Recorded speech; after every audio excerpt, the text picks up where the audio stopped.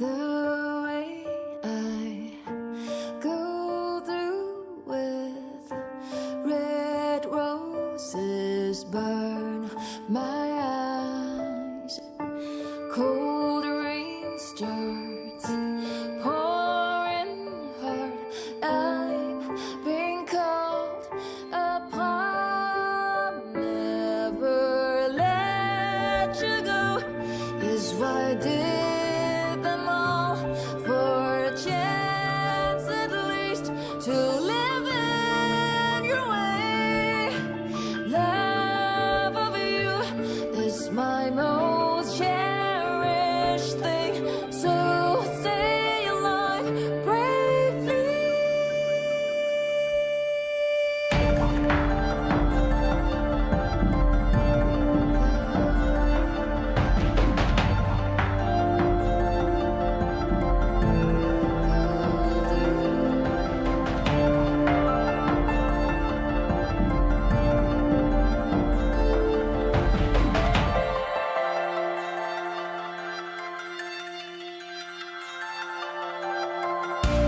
I wish I could wake from the dream each time I dream. There's a long night coming soon. I shine as let's shine. Never let you go is why I did them all for a chance at least to live in your way. Love of you is my most cherished thing, so stay alive bravely.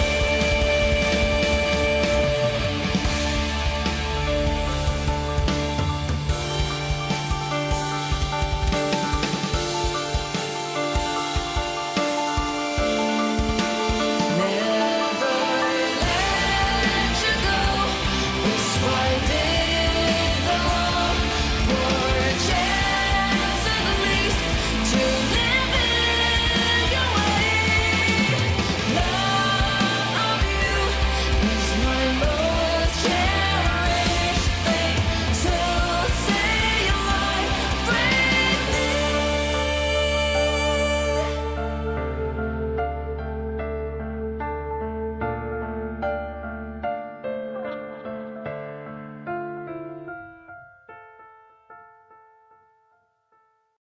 Alrighty, ladies and gentlemen, we got ourselves a pretty fun day ahead of us today.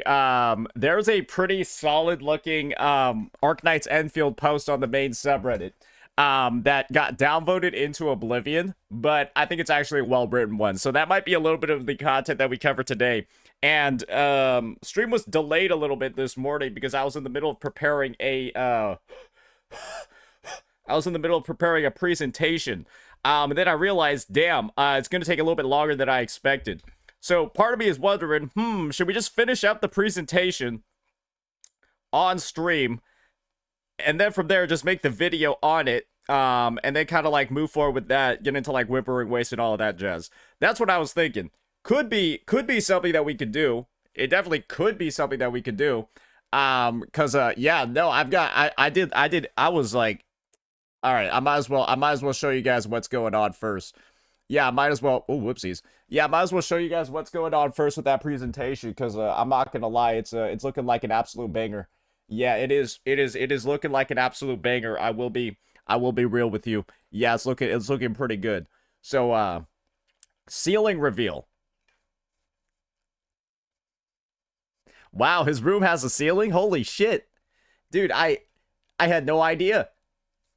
Damn. Yeah, you know what? That's quite a discovery. Yeah, no way, dude. Absolutely no way, man. No fucking way, bro. So, yeah. It seems like Arknight's Enfield is once again beginning its Giga Toxic Positivity arc. 1000 fucking %. The Giga Toxic Positivity arc. They don't like you. What is this? Are we even surprised? Well, this is the unfortunate circumstance regarding this. Where am I wrong? Yeah, I think that's more so the biggest question. Where am I wrong when it comes to the takes? Because right now, HSR basically just reran its anniversary from last year. That's pretty much just proven. We taken a look at the rewards. They just reran the anniversary from last year. So it arguably is worse, though, because everyone knows how the new characters, new banners, elation, light codes, all of that shit works. So yeah, it's arguably just fucking worse because of that. And then Enfield 1.2 being absolute garbage. Yeah, no, this is actually one of the worst patches I think anyone has ever fucking seen in their life. So that's just factual as well. Yeah, that's just factual as well. It's complete trash. It's just complete trash. And this is the unfortunate part of the Enfield player base currently. Everyone that wants to play a good game has already quit Enfield. They've already quit the fucking game because it's shit. And so the only players that are still left are toxic positive morons that are taking one of the worst games in the space and then proceeding from there, just defending it and saying it's good, even though it's shit. Consistently shit. And 1.2 is somehow a step down. It's somehow a step down from 1.1. Like, you thought it couldn't get worse from there, but then they literally made it worse. Cap thinking she has won. Oh boy, can't wait to see what this one is. Judge me by my enemies. What is this supposed to be? Is this her admitting she's a man, or like what's going on here? Like, is she saying that she's a Giga Chad? I'm gonna be honest. The whole Giga Chad perspective doesn't work when your video that you dropped on me looks like this.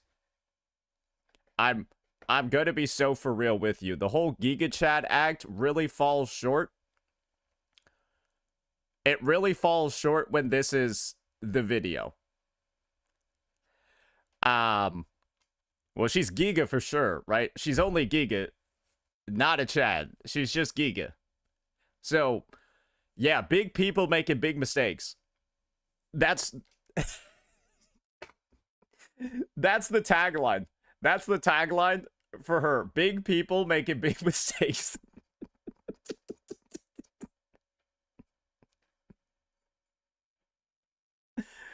Because what is going on over here, bro? What is this? What is this video? Obviously, I'm not gonna watch it because I think it's 40 minutes of absolutely just wasting your own fucking time. Yeah, I think they got the thumbnail ready for it over here. What's going on? Yeah. Let's be real here. Who's surprised that this one is not doing well? Yeah. Who's surprised that this one is not doing well? Yeah. She wants Smack to go against you. Guys, what's one thing consistent that you see across this drama? Bro, it's like people are out here like trying to phone Gotcha Smack like he's their father. As far as I'm concerned, Gotcha Smack only has 2 kids. But it seems like in the content creation space, he's got more. Like, what is with the number of people going in and like, dude, they were trying to call Techie. He disowned them. Now they're trying to call Gotcha Smack too. Actual fatherless behavior. Like, I don't understand it. It's like they're looking for a new daddy in the Gotcha space. It's just so cringe, it's crazy. It's so cringe, it's crazy. This is why they hate you. Is that actually the case? Like, if I look up Enfield 1.2, I have the highest viewed video. I think I do.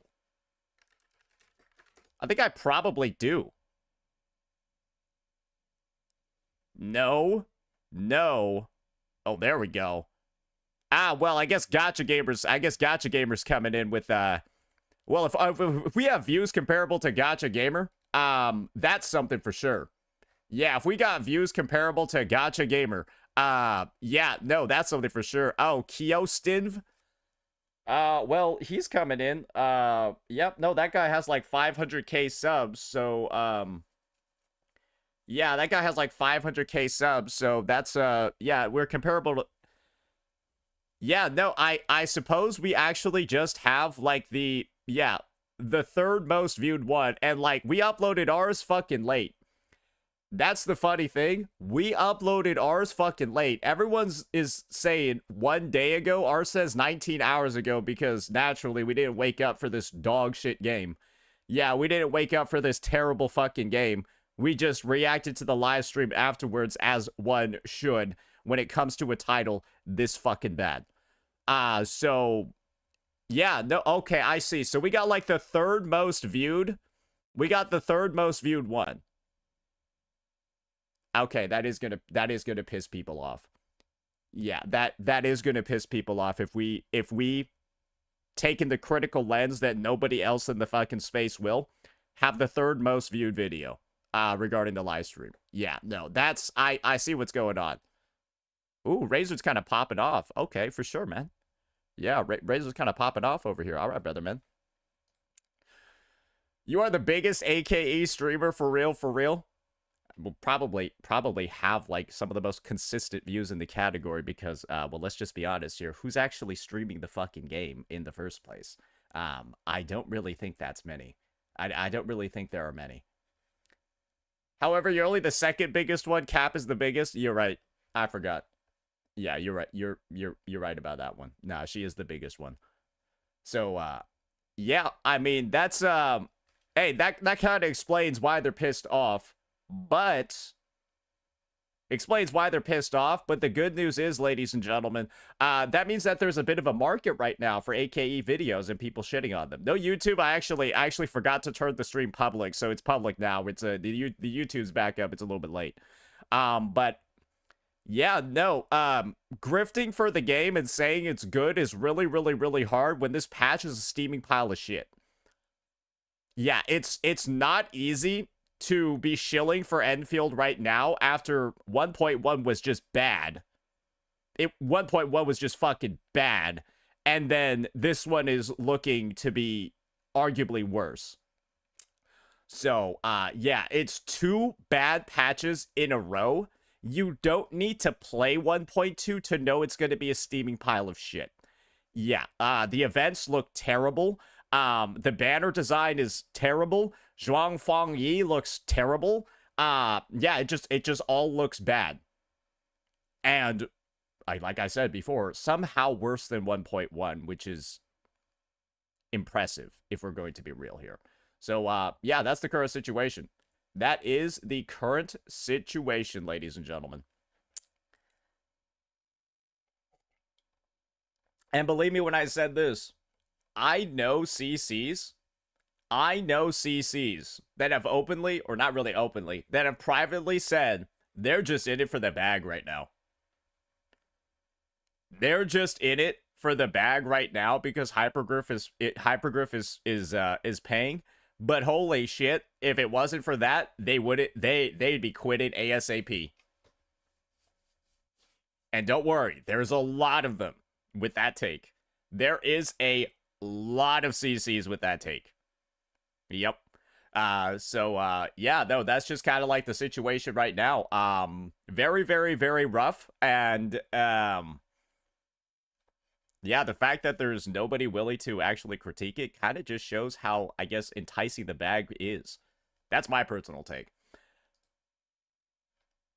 But yeah, I'm probably up here because I'm like in your algo. So that's probably one of the big reasons for why it's showing up over here. Google trend check.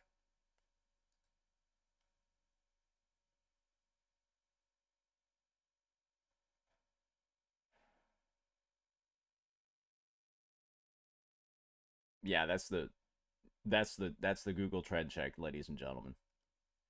That is the Google trend check right there. That's yeah, that's not looking good. Um Especially when this was 1.1. Especially when this is 1.1. Yeah, no. Yeah. Mm-mm. Mm-mm. Mm-mm. Then we go to web search too, and it's like, oh, that's, oh God. That's just like, oh God, that's, I don't know what that is. I don't know what that is. I'm just gonna be entirely honest with you. That is confusing. You zesty today, Unk. What kind of weird ass fucking statement is that, bro? What kind of weird ass, goofy ass statement is that? Anyways, so that's just a little bit, yeah, that's probably going to be something that we cover a bit later on, but I also got to show you guys what I've been working on this morning, because I was like, damn, I'm kind of cooking over here. I am kind of fucking cooking over here, but unfortunately, right, it's taking me longer than I expected because I'm cooking so much. Yeah, we got the fucking 1.x unit rework like fucking breakdown over here, lads. Like I was going ham with this shit. Like boom, boom. I still got to put in a picture for Yinlin and stuff, right? But I was like going ahead and I was like getting like photos and shit like that and like making like rework spread or like rework presentations for like a bunch of these units, right? And it's like, wow, bro, you are cooking over here, right? So I was just thinking, what if we go ahead and we just like did the rest of this on stream for like all of these units, and then we could like pinpoint exactly what's wrong, right? Yeah, I know. It's looking like some high quality stuff over here, right? It's looking like some high quality stuff over here. Yes, god tier presentations, I know. So, yeah, that's something that I have planned, but I don't actually know how long it's going to take because we do have our whimpering waste thing that we got to get ourselves into. Yeah, we do have the whimpering waste thing that we got to get ourselves into and sort of like move forward from there. So, yeah, did you add the bounce effects? Shut the fuck up. That's animations and shit is something that I do like at the very end, okay? Like cuz yeah, I just do animations and shit at the end. I make the PowerPoint first. Why are you hating on bounce effects? Yeah, you sounded sarcastic as shit as you were saying that, motherfucker. So, yeah. What's wrong with bounce effects, huh? Why are you hating?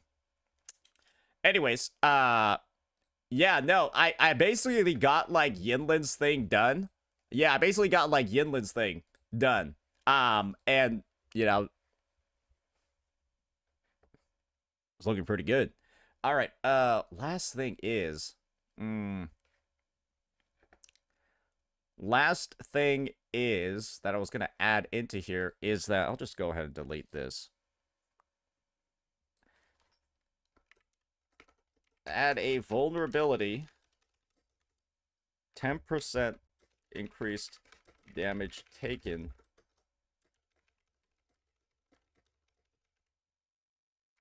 Okay, there we go. Yeah, that's the last one for Yinlin. But yeah, ladies and gentlemen, we got quite a bit of stuff going on over here. So yeah, we're gonna might as well just start moving on right now. Maybe we can make this a bit of a collaborative activity. Where did the feet thing come from, by the way, if I might ask? I think it was like a joke that I think it was a joke message that I sent. Yeah, I think most people would read you're allowed to sell feet pics as like a joke message. I guess some people decided to take that one really seriously. No, I'm pretty sure most people would just view that one as like a joke.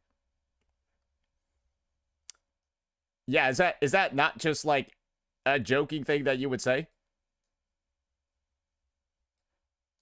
Like a random no context message with additional meaning added onto it because she was deciding to leak DMs from 2024. And I guess the idea of like, yeah, like isn't feet pics like literally one of like the most like general jokes of that era of time? Like I'm pretty sure everyone has joked about selling feet pictures. Yeah, that's just the level of desperation, guys. Like, who hasn't joked about that? Who who hasn't joked about that? Then again, I guess Cap took that one really seriously because I don't think she would be able to sell hers. Because, like, it would just look like Shrek. And, like, I don't think anyone's into that. You know what I mean? Anyways, moving forward.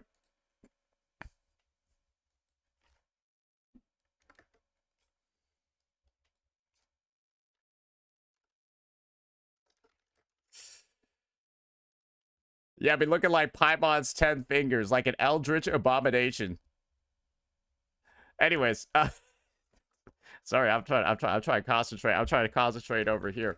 So I basically got the whole Yinlin one down, and basically what I open up with as I'm like going through, right? What I open up with as I'm going through all the different reworks is just like a surface level overview of all the changes that I would be suggesting.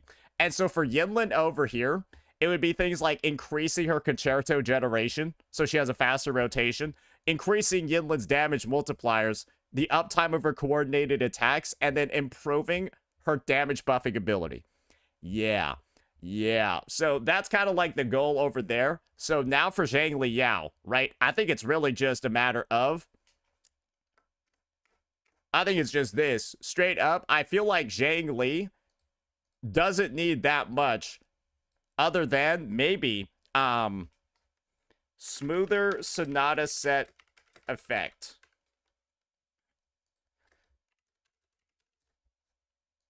Something like that. Because one of the annoying things about Zhang Liao is that he needs to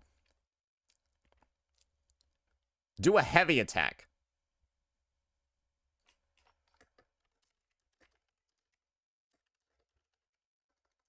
He needs to do a heavy attack to fully activate Void Thunder's effect, which is really, really, really bad.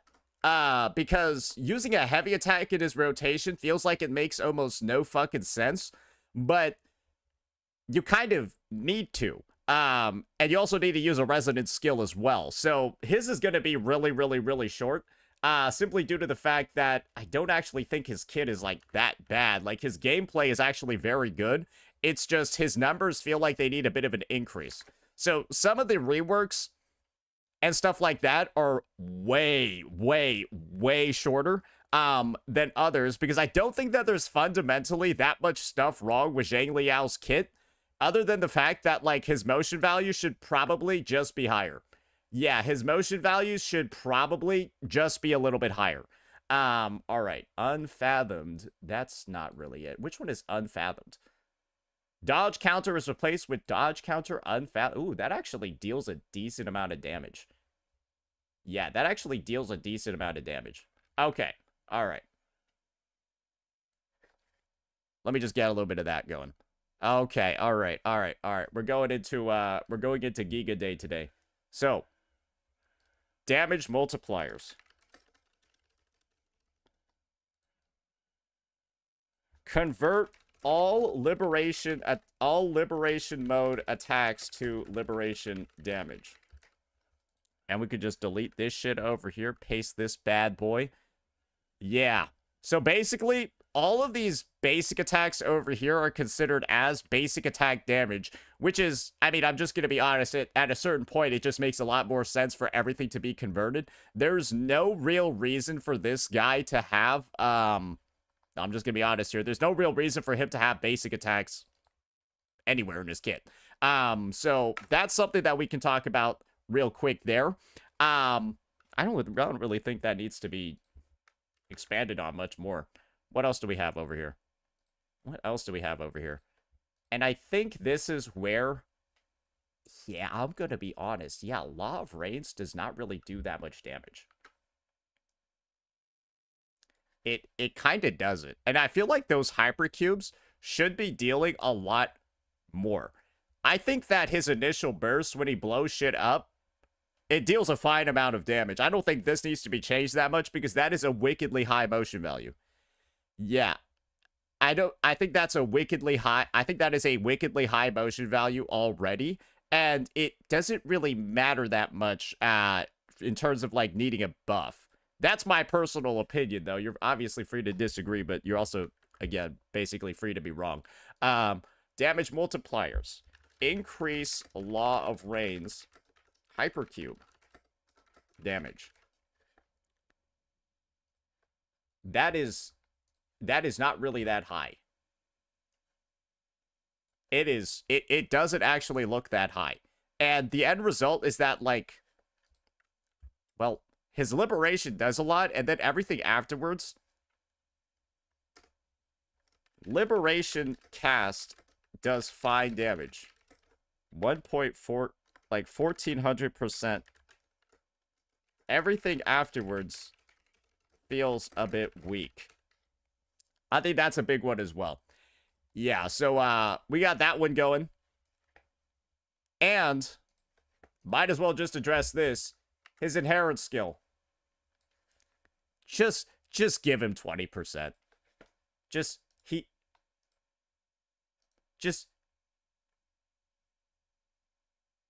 give him 20%. Buff his first inherent to just give 20% electro damage after using a skill. Like, does bro really need to have the need to cast it 4 times? No, right? Like bro, it's 5% after each resident skill cast. Bro, just give him 20% after using one. Right? It's just fair at this point. Just give him 20% after using a single resident skill. Like, what are we doing here? Because the only way to, like, get him up to, like, 4 is to, like, continually quick swap him as you're doing, like, the rotational buildup, so you can get, like, 2 of them, and then he intros in, does a third. It's, like, it's really hard to even max out the 20%. And since it's over 8 seconds, it's just, like, it feels like this shit is never up. It literally feels like this shit is never up at its maximum power until, like, he's on his last hypercube. And then at that point, you're kind of just like, okay, great. It's been, like, going up 5, 10, 15, 20, and then it's 20 on the final hypercube. It just feels kind of stupid. And this one doesn't actually give him any damage buffs. So that's kind of like the main ones that I would think about over here. You can clearly see, right, the cooldown on this is like 5 seconds, so it's not really that... It's not really hard to, like, repeatedly cast his skill, but, like, bro, this thing does, like, no damage in the first place. So it's kind of just, like... Zhang Liao doesn't particularly do very much outside of that state. And, yeah, by converting all of these attacks over here that he has into liberation damage, it should probably help out a lot. Next, we gotta talk a little bit about Void Thunder. Yeah, because this set is some straight doo-doo water. Yeah, this set is some fucking trash. Now, Sonata set.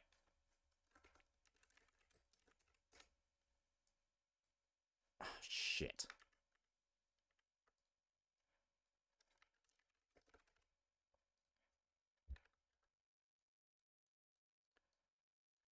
Void Thunder has 2 stacks. One from using a skill, easy to activate. One from using a heavy attack.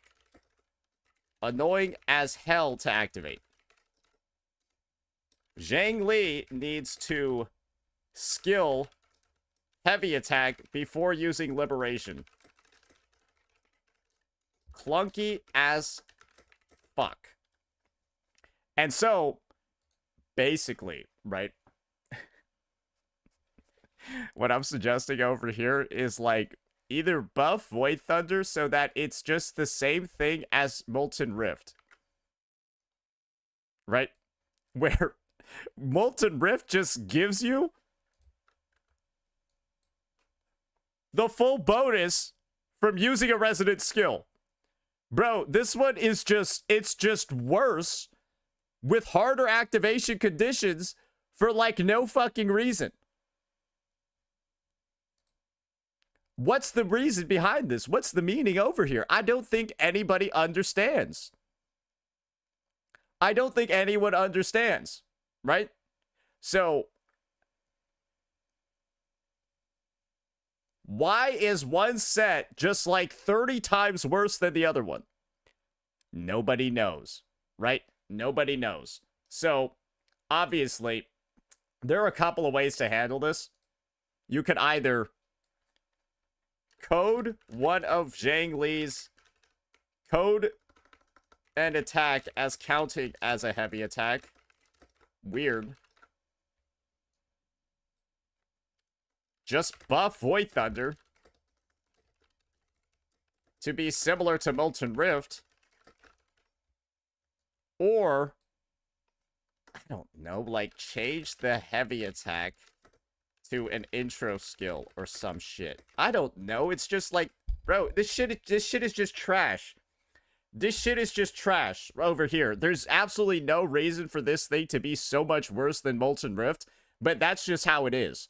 So that's something that's holding Zhang Li back. It's the fact that he extends his rotation by like half a second whenever he goes in to fully activate this thing's set effects, which is just like, okay, that's just fucking annoying at that point. So yeah, that's the Zhang Liao section.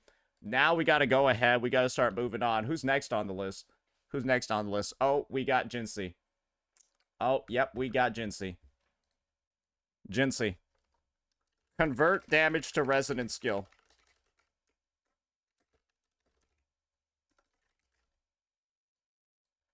Spectro.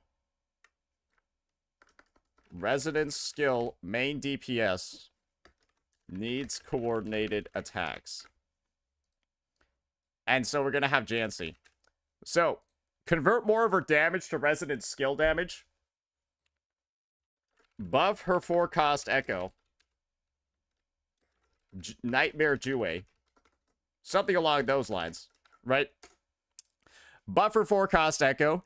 And give her an actual sub DPS that isn't someone's sloppy seconds.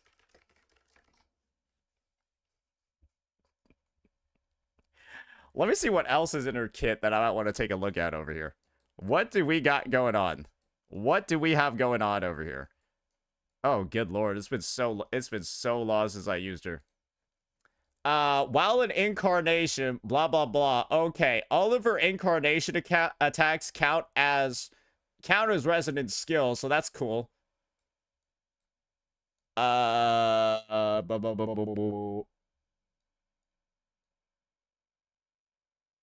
the fuck is Stella Glamour, bro? Wait, I'm not gonna lie. What the hell is this? After a short delay, consume up to 50% that detonates as Stella Glamour. Is that what the laser beam attack is called? Holy shit.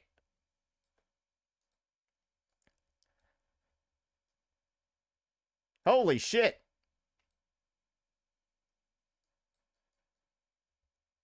Yeah, no, I've never known what I've never known what that final puke attack was called. Yeah, no, I don't think I ever made a guide for this character. So like I did like her kit is just super easy to understand, right? Yeah, her kit is just super easy to understand. So it's just, I think this would be my suggestion over here. Purge of Light on her liberation. Yeah, just convert this to resonant skill damage. Yeah, it actually has an insane motion value. Yeah, just convert this to resonant skill damage. Maybe that would be too strong. Who knows? So yeah, let's get a duplicate of this bad boy ready.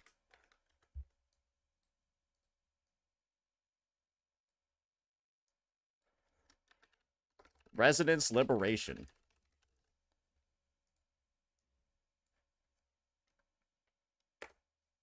Slightly decrease motion values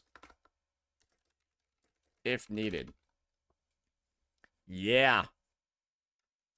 Reduce resonance cost to 125.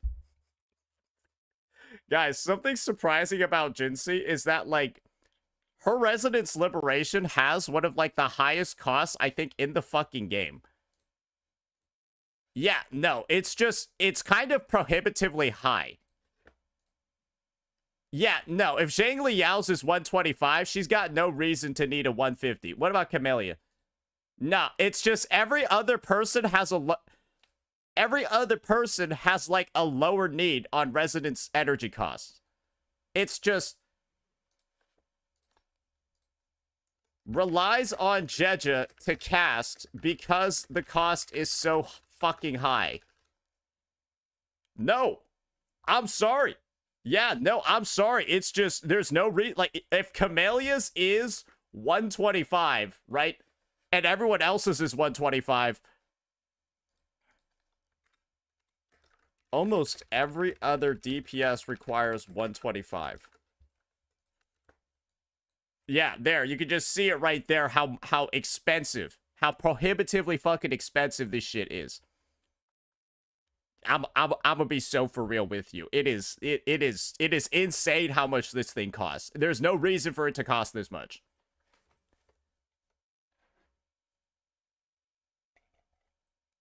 Mm-hmm. What else? What else? Ooh. Oh, here we go. 4 cost Echo. Jue is power crept. And let's explain why Jue is power crept, ladies and gentlemen. Let's explain why. So, oh wait, no, that's Nightmare Crownless. That is Nightmare Crownless. So basically, Jue over here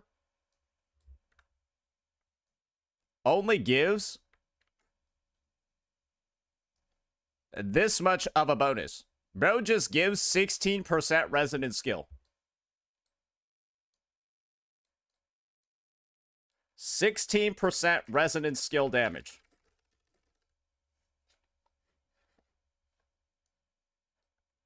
Nightmare Echoes give 12% attribute, 12% damage type. It's just 8% worse for no reason. It's just 8% fucking worse than that for no goddamn reason. I think that's clear to everybody over here. Yeah, we'll just use the Camellia one down here as an example.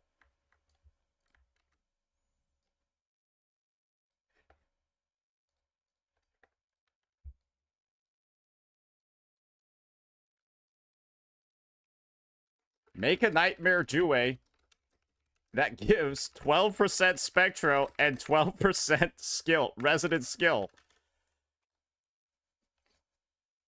Passively.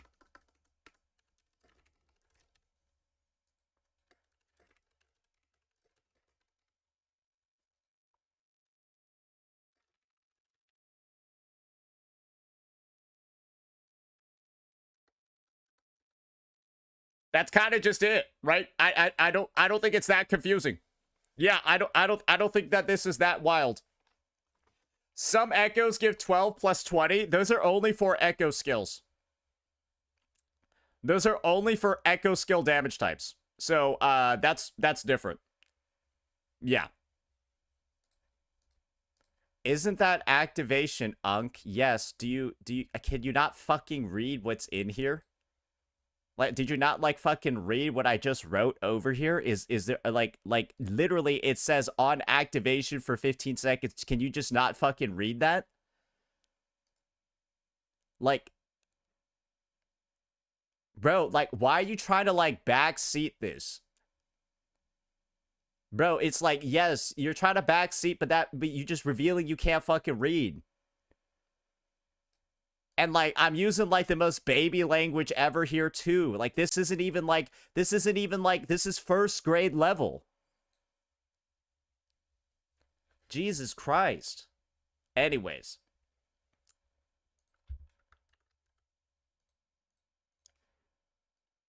And then a real sub DPS.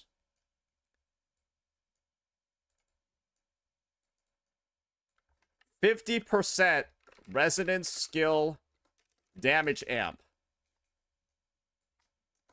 Similar to Yuno or Chuyan. And let's just pop open their outro skills real fast, ladies and gentlemen. Where are they at over here? Where are they at over here?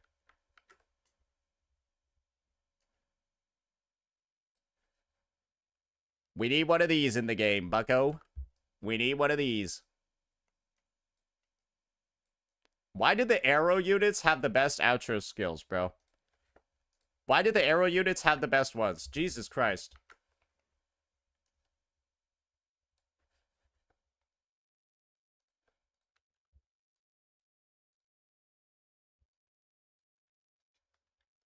off non-spectro coordinated attacks in their kit.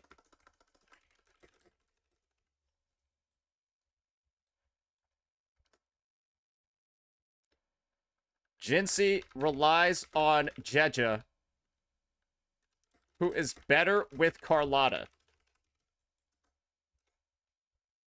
Can use Cantarella, but it's shit because of her insane ER needs.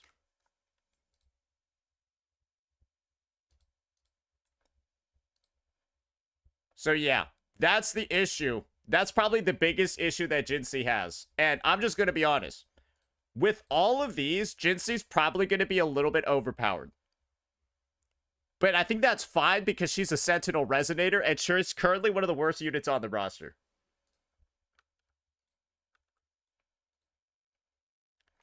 With all of these changes, Jinsei would probably be a little overtuned.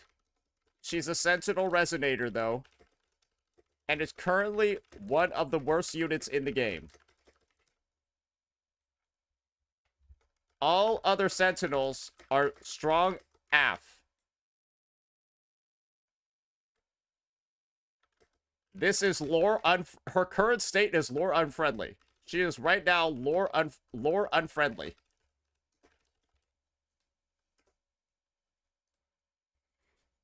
That's my personal take regarding these. But, yeah, no, that's the Jinsei section done. We're actually getting through this stuff relatively fast. All right. Now we have Jeja.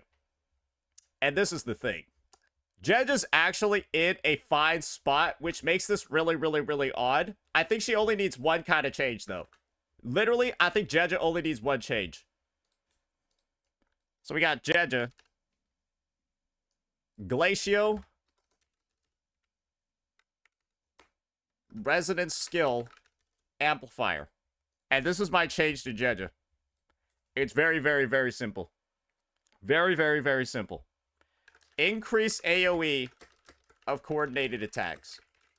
Yeah, that's kind of just it. And maybe an increase to her damage multipliers. I think those are the main ones, bro. I don't really see any other stuff that's like increase to her damage multipliers. I think that's just like it on those coordinated attacks. Because the one thing right now is that her shit will only hit one enemy at a fucking time.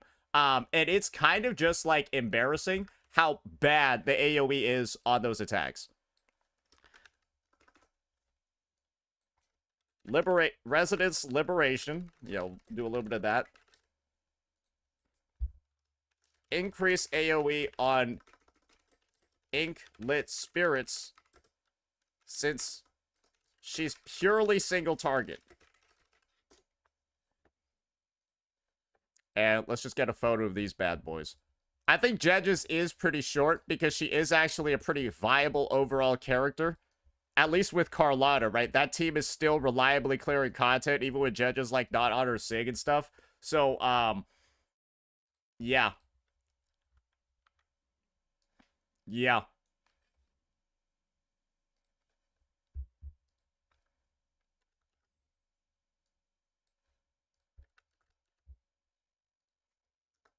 And then for the second one, increased damage multiplier on Inklit Spirits. You want to know why? Oh, it's 65%. Sorry, bro, there's 65%. So, like, yeah, that's kind of a bit of an issue because this is almost no fucking damage. Her personal damage is quite possibly lowest in the game. Her liberation also deals no damage on cast. She needs to do something besides buff.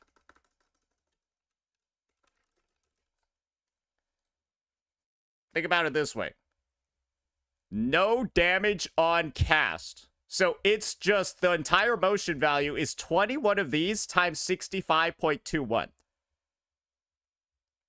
I think Yinlin actually does more damage than her, and Yinlin's damage is already really fucking bad. So, yeah.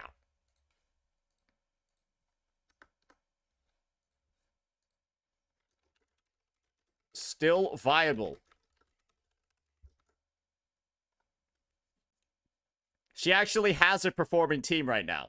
And so this is why she's not getting a large number of changes, because her team, her best in slot team, is still good. It still clears. It's still competitive.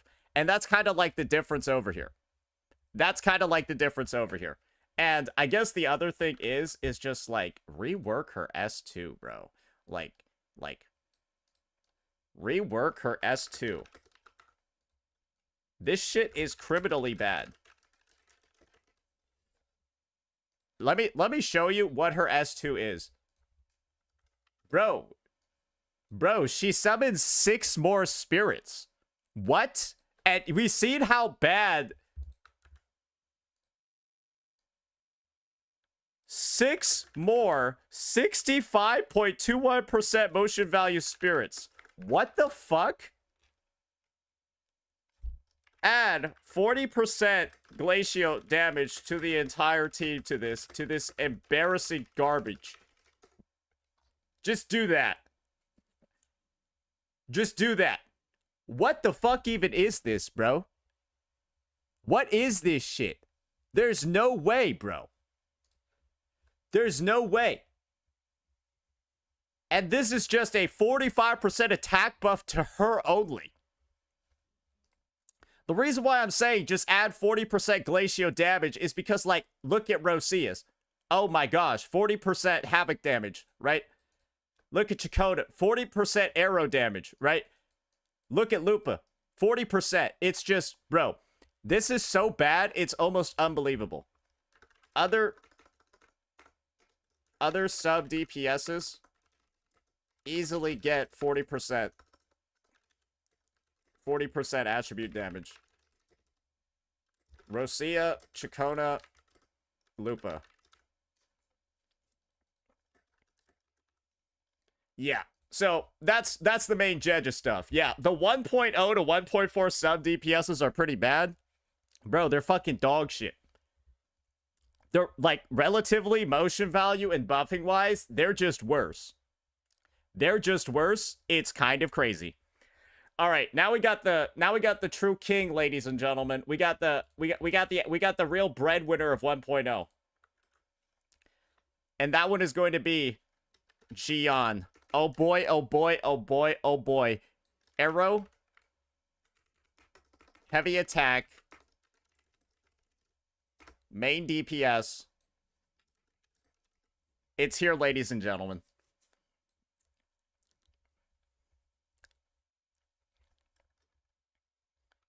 Adjust liberation to consume forte on attack versus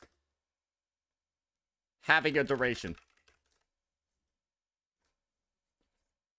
So basically, make Jian's liberation function like Zani's, where one attack will consume a certain amount of his forte, his resolve, right? And instead of his liberation being based off of how well you like dodge, cancel, or whatever, right? You just consume a resource on each attack, and then from there, it functions that way. Probably makes a lot more sense. Second, give his liberation 2 casts. So the first one would be Wind Rider.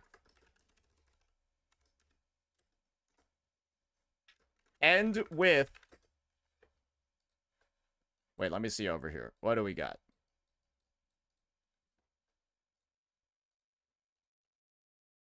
Emerald Storm Finale. It makes more sense, too.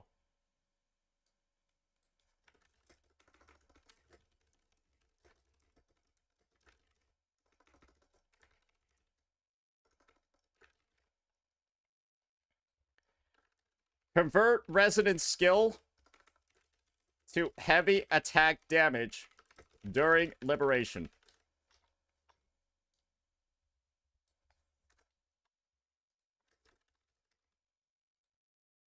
And I think that's it. I think that's it. Rotation time, though, unless you just want the initial nuke. So think about it this way, guys. You'll see over here. You'll see what I'm talking about real soon. Okay. So Gion's wait, Resonance Liberation. Gion's forte times down over his liberation. Or Gion's forte gets consumed over... How about this? Change his liberation to function similarly to Zani's. Full resource bar on cast. Each attack consumes forte.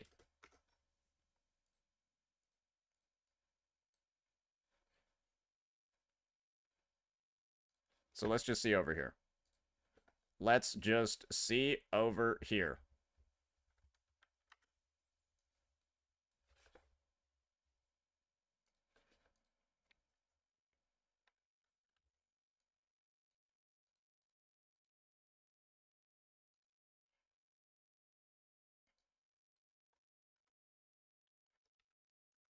Optimized gameplay results in you spamming stage 1 with dodge cancels because it lasts 10 seconds.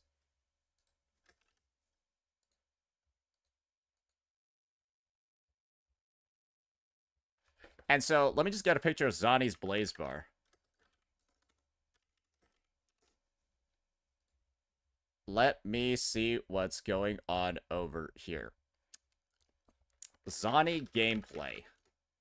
Oh, God. I gotta go look this shit up. Ugh. Ugh. Ew. Ew.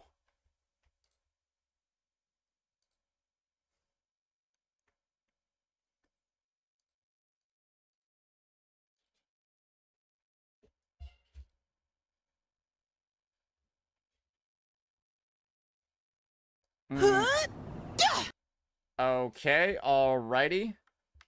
Get a nice little screenshot of that. Okay, nope, that got fucked up.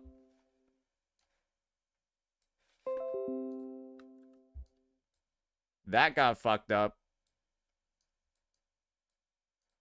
And let me see what I can do over here. Can I just, like, do I have my Gion's Liberation just active right now? That'd be pretty good if I could just get a quick screenshot of that. Why the fuck was I running that team? Alright, hopefully he's got his stuff. Yeah, hopefully he's got it. Son of a fucking bitch. Oh my god, that's annoying. That's annoying. Alright, let's just pop. Oh, Whimpering Waste doesn't even give me ER either. I've got to go into the TOA, bro. Yeah, Whimpering Waste doesn't give me this shit either. Oh my gosh, dude, I fucking hate... Bro, I hate the Concerto side, man. Bro, I hate the Concerto side so much. Oh, hologram? Oh, you're right. You're right. Oh, man. Okay. Yeah, we just got to, just gonna have to, skedaddle over here real quick. Yeah, dude, one thing I don't like about the, one thing I don't like about the new holograms in Lahai Roy is that it takes, like, 5 minutes to get into them, bro. It takes, like, 5 minutes to get into them. It's fucking crazy.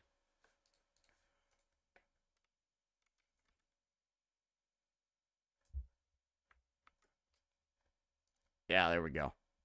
Oh, my ass is getting beat up. Anyways.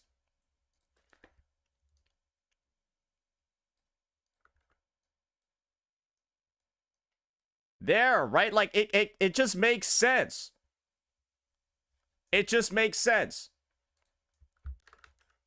Oh, and here we go. Here we go. Residence Liberation. Change his liberation to 2 casts. The first uses his current 0 Forte liberation animation. And we're gonna get a photo of that one. Yeah, we're gonna get a photo of that one real fast. All right, there we go.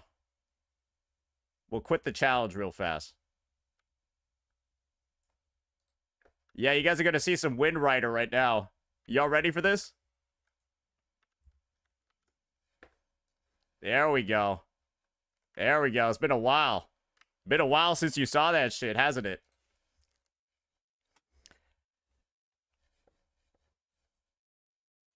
Okay. All right. All right. All right.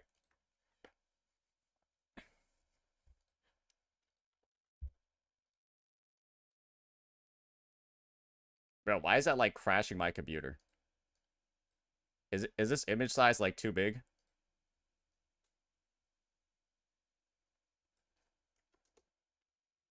Second is available after consuming all of his forte using liberation attacks. Would use current forte enhanced liberation animation. So basically, this would just make use of the fact that he has 2 liberation animations right now. But right now, currently in the game, if you use this one, you're griefing. You're griefing if you ever see this, because this just means that you lost a fuck ton of damage. However, it would be pretty neat, right? If you got that first one on the initial cast, and then you get this one at the end. And it would make sense, too, because of this. This attack is called Emerald Storm Finale. But you use it at the start of your rotation.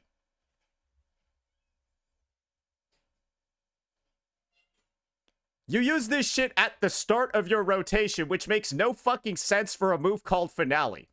So what I'm saying is that his first one just causes him to transform, and then you cast this at the end of his rotation. And the attack is called Emerald Storm Finale.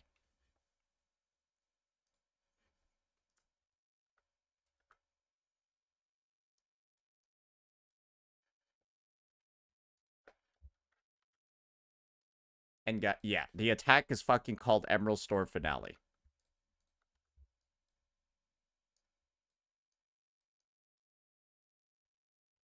So there you go. Basically like Kart's Lib, basically like Zani's Liberation. He can now actually make use of the fact that he has two ultimate animations. This one will just always cast at the beginning, and then at the end of his rotation, the second one becomes available where he throws the fucking dragon at them, and then the rotation's over. It would feel a lot more smooth, and well, guess what? It would be like you now get both of his actual fucking ult casts in one rotation, and it just feels a lot more consistent.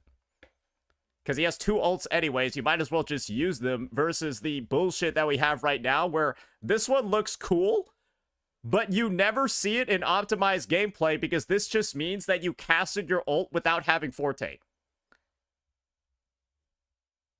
And it would just look better too. So yeah. Those are mainly the Gion changes. And wait, there's one last other one that I want to put in. Residence skill. Buff his enhanced residence skill to deal heavy attack damage. Using this ability right now is only for ER and is a DPS loss. His S1 is literally useless as a result. You don't actually use his S1 in any rotation, because if you do, it's a DPS loss. Literally. Because you're only supposed to cast one skill, and it's just for energy right now, because it deals less damage. Like, it literally fucking... Wind Queller's, like, the motion value on this is not very good, and it's resident skill damage, right? And so that's just what it looks like over here. So if it's buffed by his forte and stuff like that, well, just convert that shit, bro. Just convert that shit. At S6, you need to use the skill for max buffs. Great. So have it converted to heavy attack damage too. At the same time. So it's even better to use it. Awesome. Awesome. So yeah, those are the Gion. That's the Gion rework over here. I feel like it's pretty fair. I don't even think you need to touch his motion values that much. I mean, you could if you wanted to. You could if you wanted to, but yeah. I mean, you could also, yeah, you could also. I guess the thing is that you would end up doing more of the attacks that actually deal more damage in here. Changes liberation to function similar to Zani's. Increase motion values of stage 2 and 3. There we go. Yeah, no, that's pretty cool. Dodging doesn't reset the attack chain.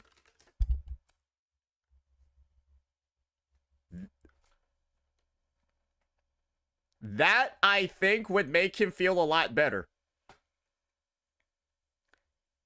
Dodging will no longer reset his attack chain, and so you will actually see the other animations in his kit.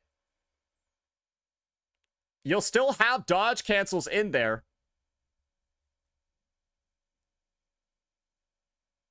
Make it so attacks that miss don't consume forte? Yeah. Attacks have to land to consume forte.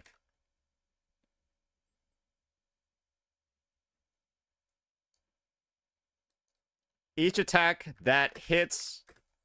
there we go.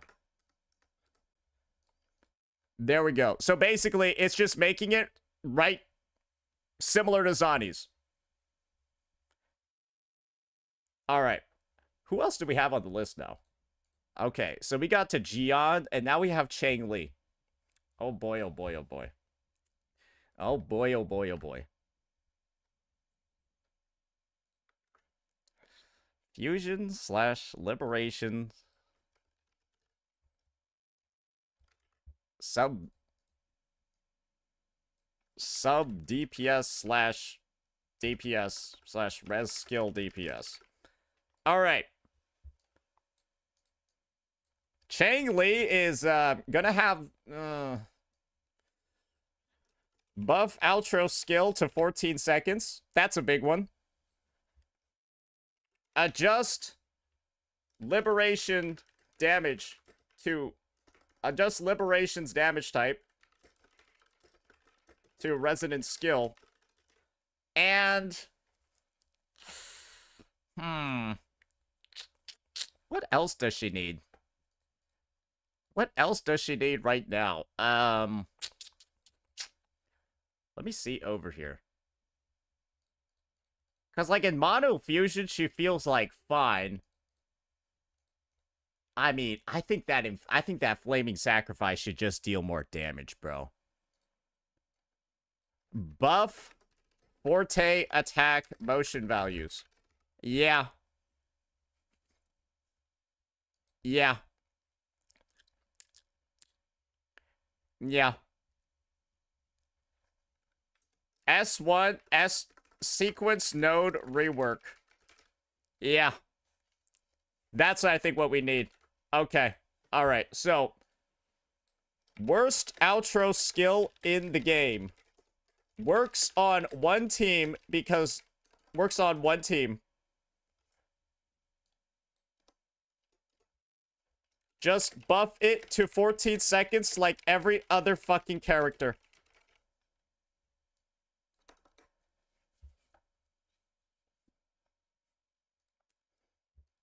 Bro, why is it only 10 seconds? Bro, why is it only 10 seconds? Brant does more damage, heals, etc.,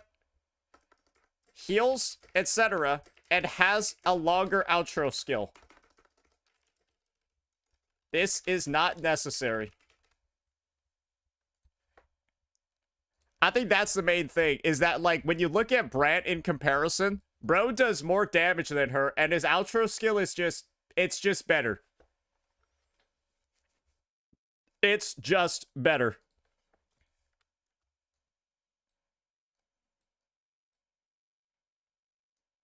Second, I think she could definitely use the ability to smooth out her rotation a bit more. Oh, wait. Outro skill. All right, quick, 1 second. We're in the middle of doing some pretty good work right now. I need to go take a fucking piss though. So, give me a second. Yeah, give me a second. Yeah, my coffee's hitting right now. So, I'm gonna go play some music real fast, but yeah, no, we'll get back to this in a second. BRB. Oh, dear.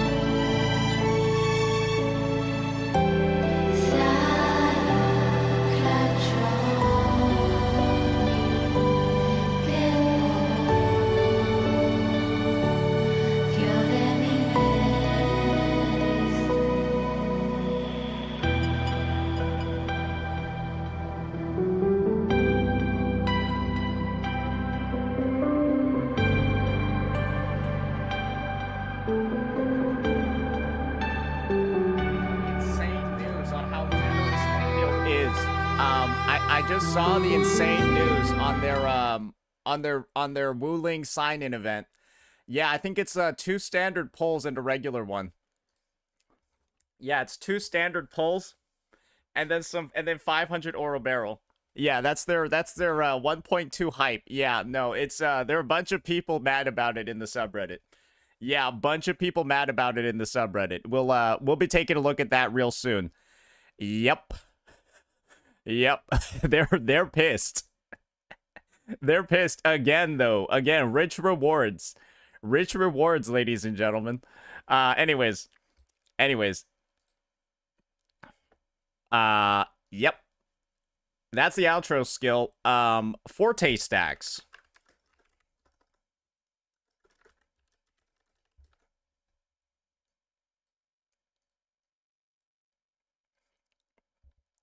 Give 1 inflamement on using give 1 stack upon using intro skill.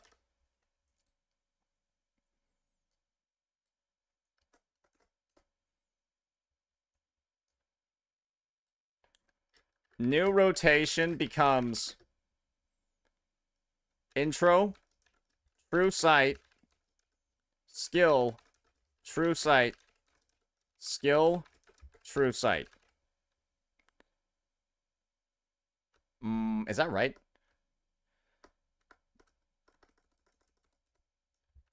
True sight attack. Skill. True sight attack.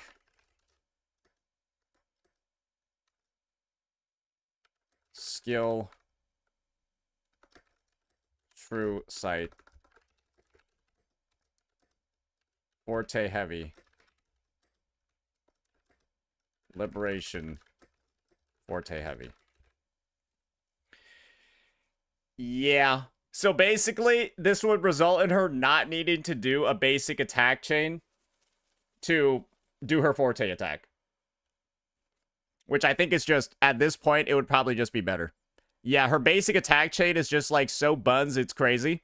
Yeah, and it, like, doesn't do anything, and, like, you're just open to, like, interruption the entire time. So, she basically would have one stack from coming in, and then she only needs to get 2 more after the first true sight attack. That's basically what this change is talking about over here.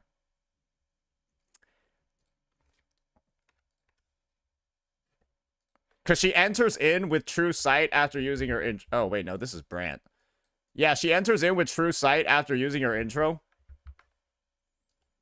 Just give her an inflamement stack as well on top of it.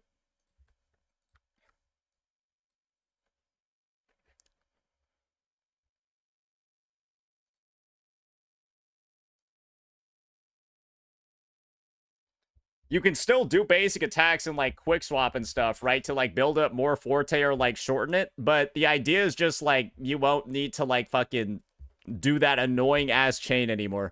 And it would make her rotation shorter. So technically you're losing the damage from doing whatever basic attack chains into, like, a true sight. But the thing is that with a shorter rotation, that means that, well, it's higher overall DPS. So, yeah. No more need for basic attack chain. And I think that's kind of...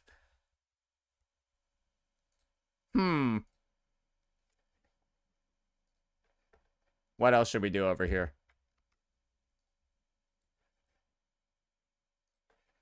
I don't think we need to... I don't think we need to do that.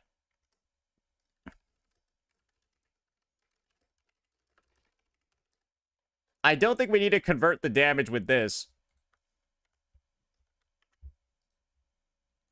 If this is one of the measures that we're taking.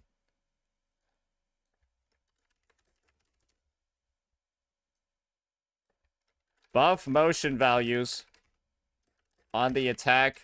This will buff her liberation as well, since it gives 4 stacks on cast. There you go. There you go. I think that's a good one. I think that's a good one right there. Yeah. Yeah, that looks fair to me for Chang Li. We only have one more character here, right? Oh, it is Camellia. Okay. Alrighty. Alrighty, Camellia time. Oh boy. Oh boy.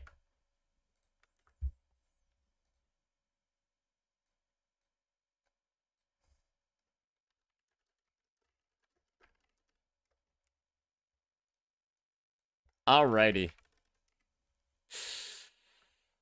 What does she actually need?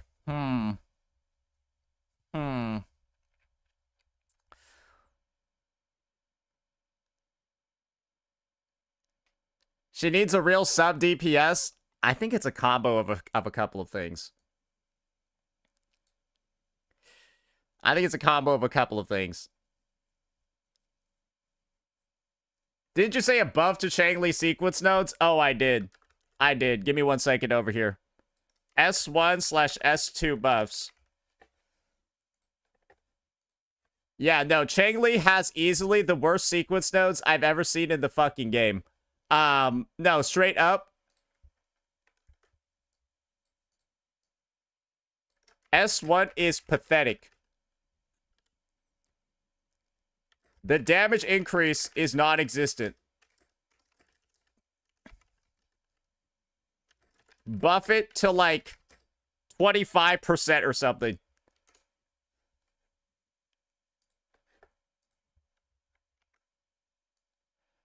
And then S2.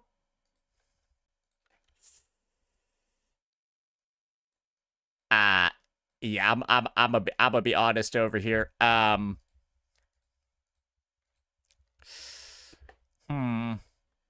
What's Augusta's S2 looking like?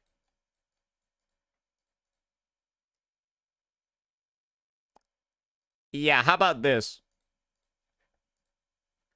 Buff S2 to 40% crit rate. Maybe like 35% crit rate. Cause overcapping crit to convert into crit damage.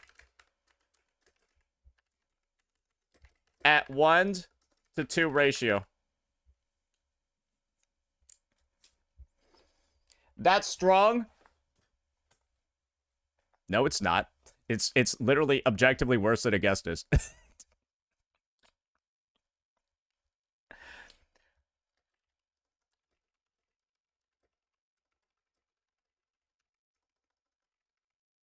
You do realize it's objectively worse than Augustus, right? Augusta gives her 40 and then the same conversion.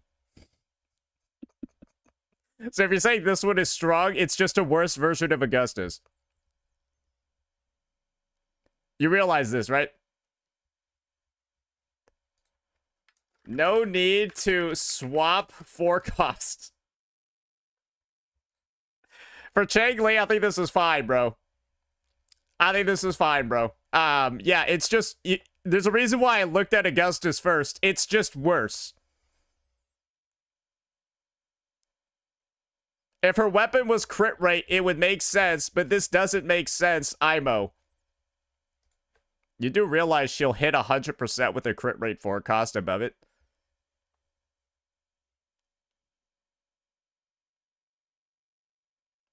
So, like, you do realize with this plus a crit rate forecast, you're already at 56%.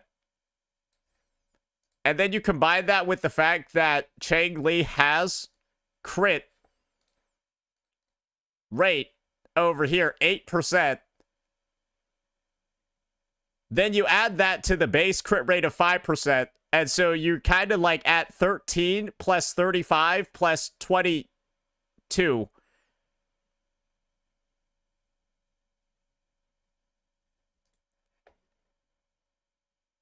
Yeah, with 35, it'll be like 110%. So you'll be at 100% crit rate and like 20% extra crit damage, which is, I think, pretty... Yeah, I think that's pretty fine. I think that's pretty fine. Anyways. Camellia. I'm gonna be real over here. Maybe it's just like... shorten rotation, but keep damage the same. Increase...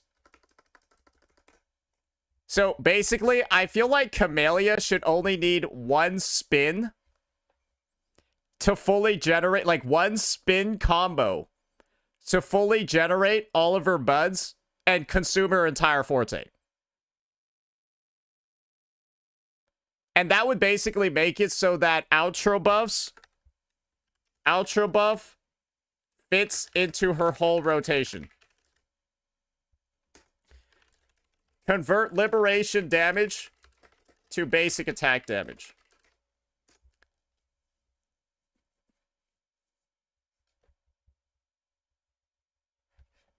So, yeah. Let's get into the details of how that would work out. Let me see over here.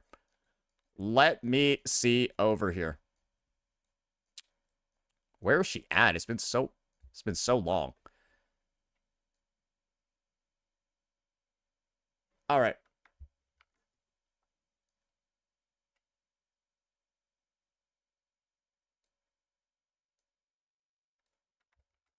Take a screenshot of that. So, the way that this would happen would be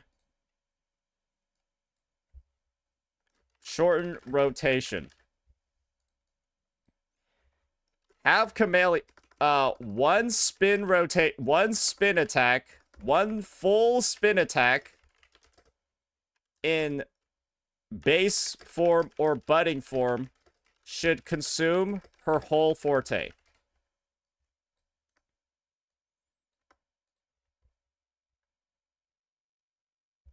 Average 6 seconds. 6 seconds on average.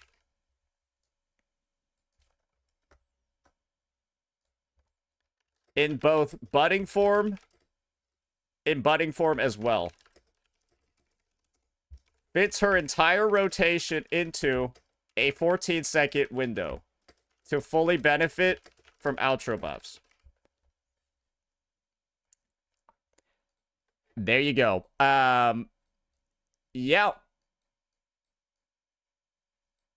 And let me just see what we got going on over here, right? We just...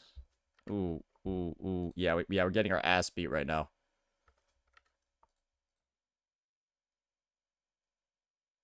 Make ephemeral immune to interruption. That's already on one of her sequence nodes, so I don't think that's super necessary. And I got an intro skill in with her to actually get all of her buds in the first place. So let me get a team ready for that.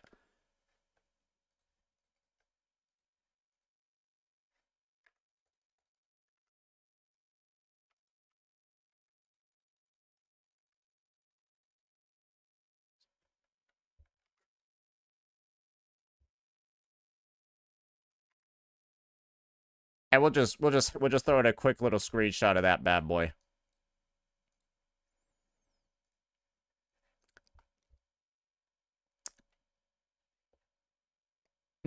Yeah, something like that. I think that alone would be enough to fix her. Because you guys, basically, the end result is that she just shortens her damage window because she has quite possibly the longest... Okay, you know what? I might need to, like... I might need to go back in and,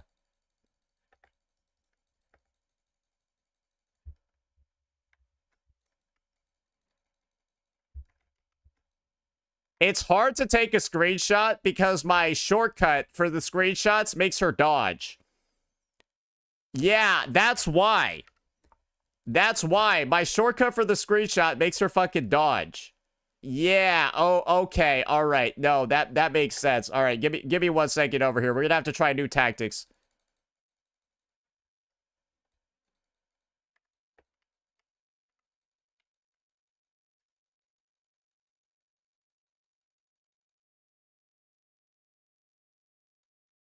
Alright, there we go. Yeah, we're gonna have to try new tactics for that one. Give me a second over here. Yeah, that's a little bit unfortunate. That's a little bit unfortunate. Good thing we got the ability to take screenshots from a video.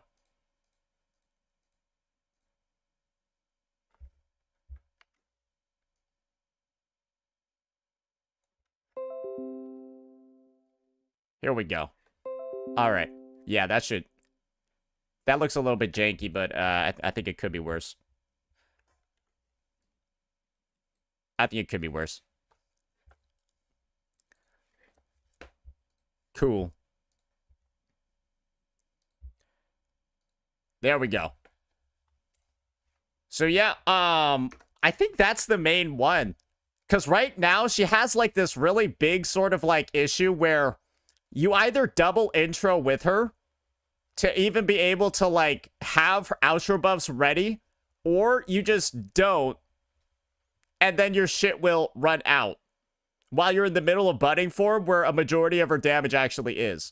So, yeah, it's a little bit rough. Like, the design of this character is, like, just a little bit weird because of that alone.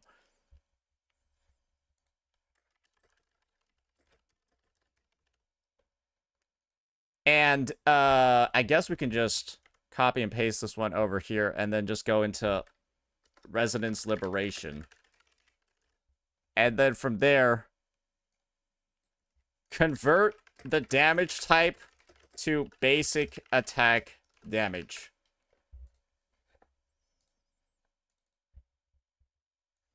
Yeah.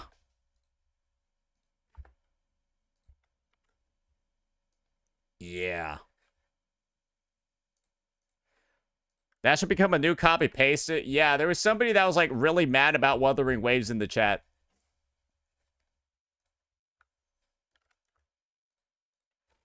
And, of course, Actual sub DPS. Rosia is a steaming pile of shit.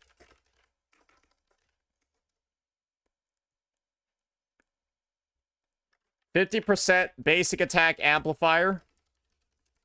Like Chuyan / would buff her as well. I don't even know what else to say, bro. Like, bro, I could just copy the Jinsei slide, actually. I could just copy the fucking Jinsei slide. There we go.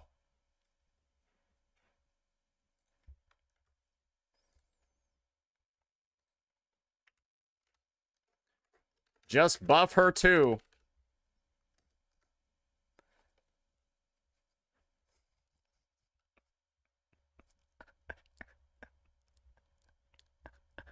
Yeah. Yeah, I think that's probably a suggestion that makes sense. But yeah. If we were to do Rosia buffs, I already have like ideas for her.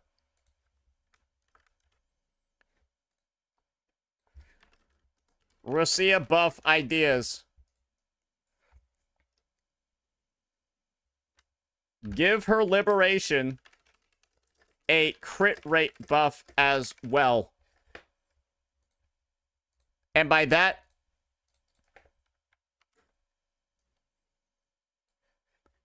this shit over here.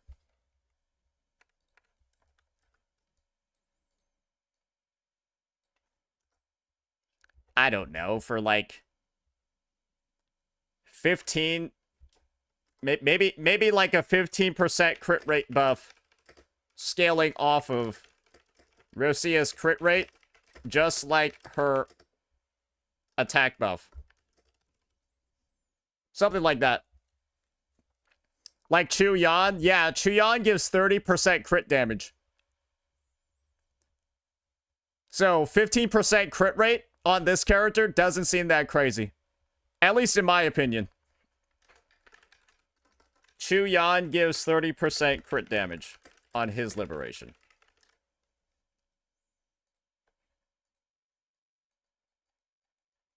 And honestly, that might be enough to, like, make her viable. I'm gonna be honest.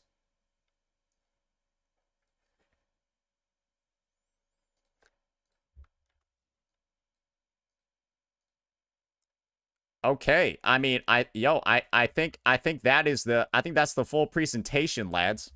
Yeah, I think that's the full presentation. Holy shit. Holy shit, this bad boy is kind of long. Yeah, this thing is kind of long. Holy moly. Holy moly. All right, now I got to get some now I got to get the now I got to get some artwork for these characters real fast. All right, give me a second over here. Give me a second over here. I know that looks like kind of shit, but don't worry. It if you look at it on the side, it actually looks pretty good. Yeah, it actually looks pretty good.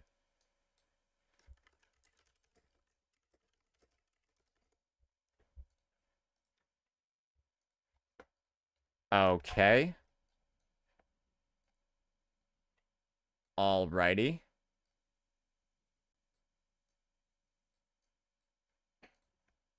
Yeah, don't worry. We'll have this thing like open in PowerPoint as well, or open in like the full screen view, so it should look mighty fine.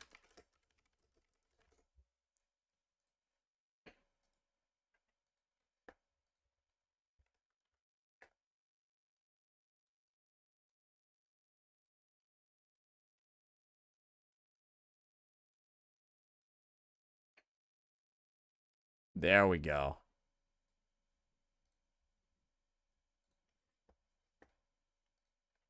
And I think I just got to copy and paste this one.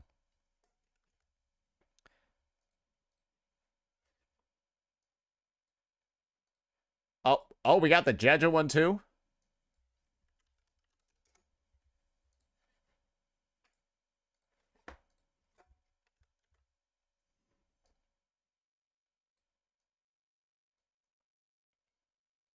Okay, that one's there. Now we got Jian. Does he even have one as the first? Oh, he does. What the fuck? I thought as the first launch character, he might not have one, but he does. So, okay, cool. Now I'm gonna get a little bit of Chang Li up in here too. Oh boy, oh boy. And then Camellia.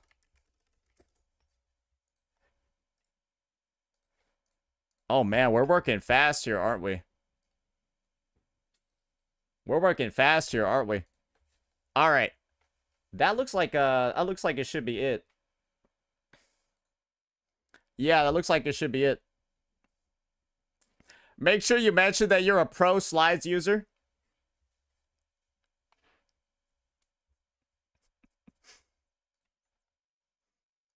Yeah, I could fit that on my resume. All right, I think I have like an old thumbnail that would be pretty good to put here. Let me go dig that one up. I've got like a pretty old thumbnail of like 1.x units that would be like great. Pretty good to put in here. Let me make sure I can actually find it though. Fuck. Oh man. One of the fatal flaws of being a content creator over here is that like, bro, sometimes my archives are like so ridiculous. Bro, I'm like looking through like a fucking 100 of them right now. Oh my lord. Or not even like 100, like 1,000 of them. Good fucking god. Good god. When was Double Pawn's Matrix first released? Does anyone even remember?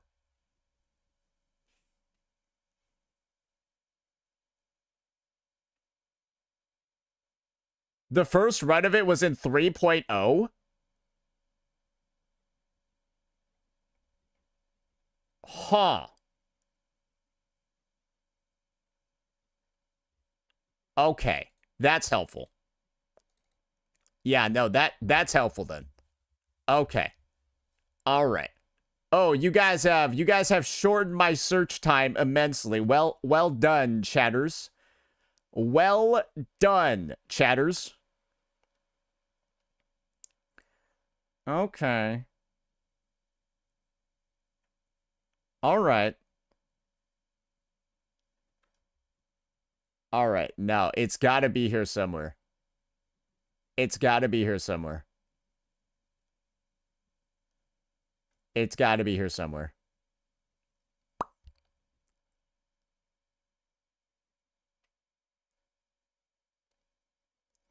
Because I think it was before 3.0 release that we got the news that, like, they were getting buffed and stuff in that game mode. And I made, like, a pretty good thumbnail in line with that, but maybe I fucking lost it. Give me 1 second. Oh, no, I got it. I fucking found it. Hell yeah, brother. Hell yeah, brother. Ooh. Ooh.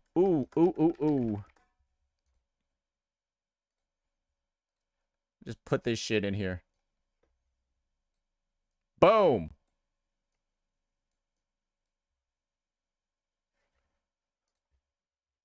Yeah. Check that shit out. That's what I was looking for. Boom.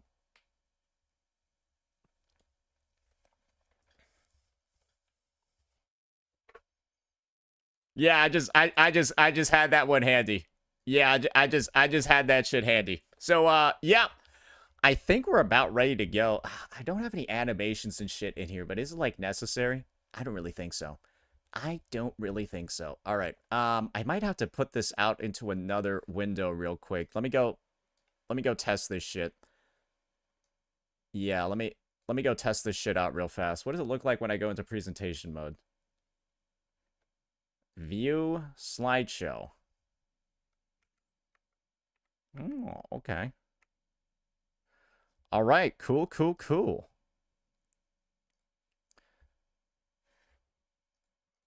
Sweet. Let's get this started, ladies and gentlemen. Add a bounce, go fuck yourself. Alrighty, ladies and gentlemen, it is time for us to have a bit of a discussion today, and this discussion is going to center around 1.x units and the buffs that they need to really be competitive members of the roster. And one thing about 1.x units is that it's pretty clear that they felt a little bit abandoned. They felt a little bit neglected ever since version 2.0, where things like Nightmare Echo, stuff like that got released. And honestly, it seems from all of the rerun data that we've seen that Kuro might have just given up on them. But this is going to be one of my last ditch attempts, one of my last efforts over here to try to get some attention on, in my opinion, some of the coolest members of the roster that, let's just be real here, they haven't rerun in a whole goddamn year. Yes, ladies and gentlemen, we have the Yinlin banner schedule showing up over here, and her last rerun was in version 2.3. We've got the Jian banner schedule showing up over here, and you can probably imagine 2.3 was also the last time that he reran. And then when it comes to Jinsei, also 2.3. Camellia, on the other hand, only had 2 reruns, one in 2.2, and then she hasn't seen a banner since. Same with Chang Li, though. 2.3 was her last rerun. Jeja, also 2.3, and then Zhang Liao, 2.3 over here.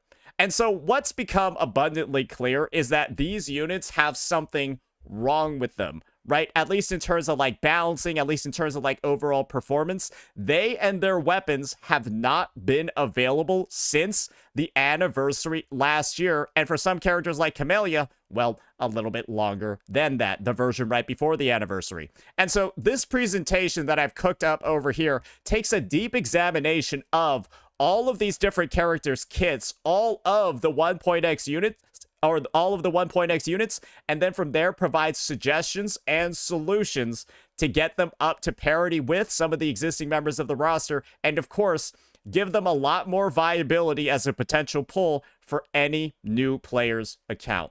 Because right now, guys, it's become kind of obvious, nobody's had the chance to pull them ever since that anniversary, and there's been plenty of new players that have joined during that time. These kind of just seem like artifacts. They kind of just seem like relics.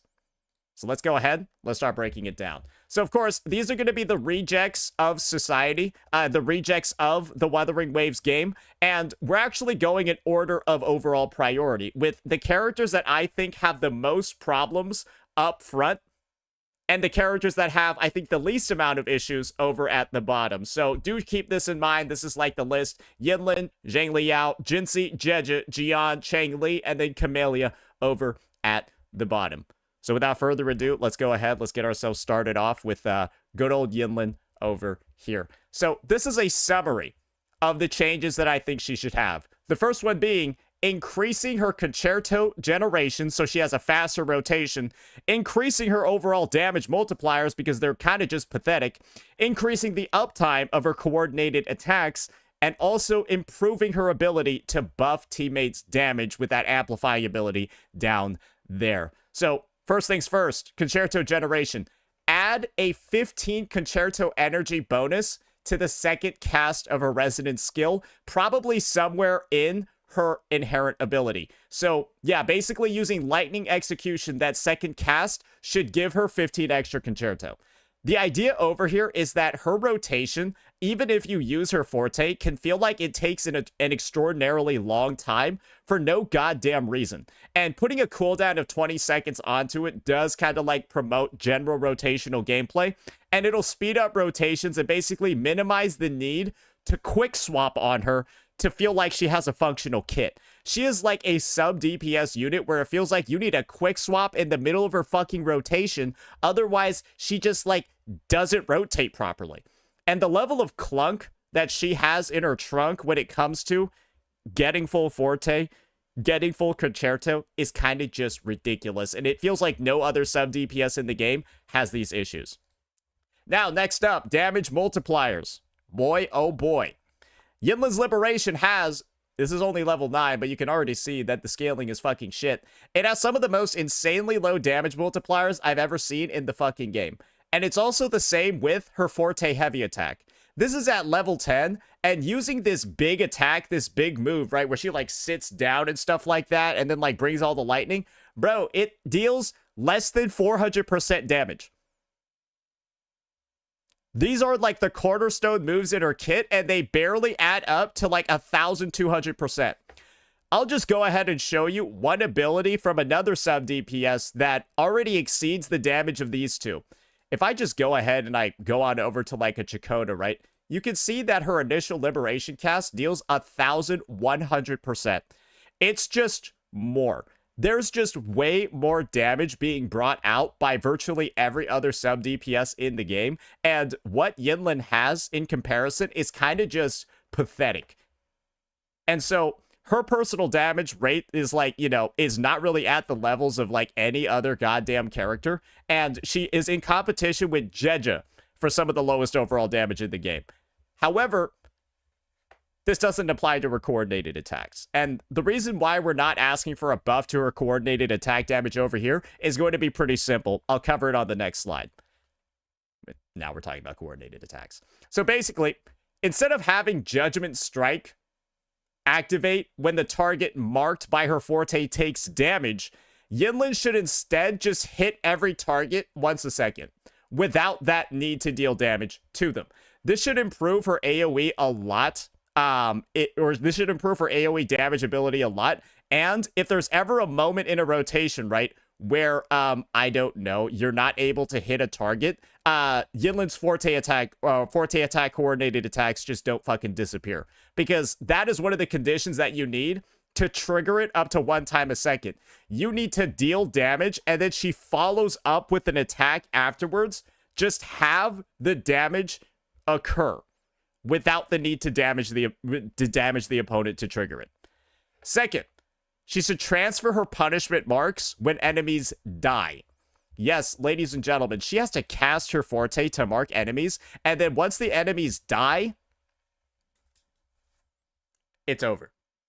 The forte attacks will not happen anymore. And this usually isn't really an issue in single target like you might find in the TOA, but it is a massive issue in game modes like Whimpering Waste, AoE content, where the enemies are, you know, dying relatively fast. Her coordinated attacks basically don't exist, and it is a massive loss to her DPS. And so I'm basically just saying over here, hey, transfer them like how Chisa is able to transfer them, where when an enemy that's affected by, or an ally that's affected by Chisa's outro defeats an enemy that's marked, the next time they damage an enemy, she'll transfer the mark over to them. And that's how she keeps up her Havoc Bane application. Just asking for the same thing over here for Yinlin's marks. And that should hopefully help out a lot more. I think Mornier has a similar transferring mechanic too. So that's just something to keep in mind. It's all of these characters, the modern ones, right, that are marking enemies, well, they just go ahead and they transfer their marks when the enemies die, something that Yinlin should very likely have as well. Now, a bit of a bonus. Add a bit of a CC effect to enemies when she uses Chameleon Cypher. That's the big move over here where she sits down and then summons the lightning and then marks enemies. Have it have a CC effect, like how Carlotta's Forte Heavy Attack freezes enemies too while the attack is occurring. This will basically just make it so she doesn't get interrupted during the cast of this ability, because that happens like a fucking lot. It happens a ridiculous amount of times. The enemy will just hit her during this, and then sometimes her marks just don't even trigger, and you gotta like restart the run. I'm just gonna be honest over here. It's just Carlotta's Heavy Attack functions in almost the exact same way, but it's guaranteed to land because she CCs enemies during the animation. Just give Yinlin something like that too, right? It's even thematic too, right? She's shocking them so much that they can't move. It makes sense to me. That is going to be followed by maybe add some type of like vulnerability modifier as well. Make the enemies take like 10% additional damage to targets that are marked by her forte. Something like that. I think that would make sense, especially considering that her current buffing ability, she provides nothing except her outro skill. A sub DPS that provides no literal buffs at all outside of their outro is almost like unheard of in this game. And so giving targets marked by her forte a bit of a damage increase taken, something like that, I think thematically makes a little bit of sense. Because, like, what's the move called, bro? It's like a punishment mark. So they're feeling punished and they're taking more damage, right? So that, again, that would be something that I feel like makes sense in the context of her kit. She's like clearly like a little bit like, you know, you guys get it. Don't be weird. You guys get it. Don't be weird. But those are my main suggestions for how to fix Yinlin over here, because she has some of the strongest outro buffs in the game. It's just no other damage buffs in her kit. Everything's like personal, and her personal damage is fucking shit, and her rotation feels like shit to use as well. And she has so much room for interruption in her kit. It's kind of ridiculous, and she's useless in AoE content. So those are the changes over there. Hopefully, those make sense. Now let's go ahead, oh my god, and move on to Zhang Liao. And Zhang Liao's mainly going to focus on these updates. Increase his damage multipliers as well as his damage typing, and have better Sonata set activation conditions, or just give him a better Sonata set overall.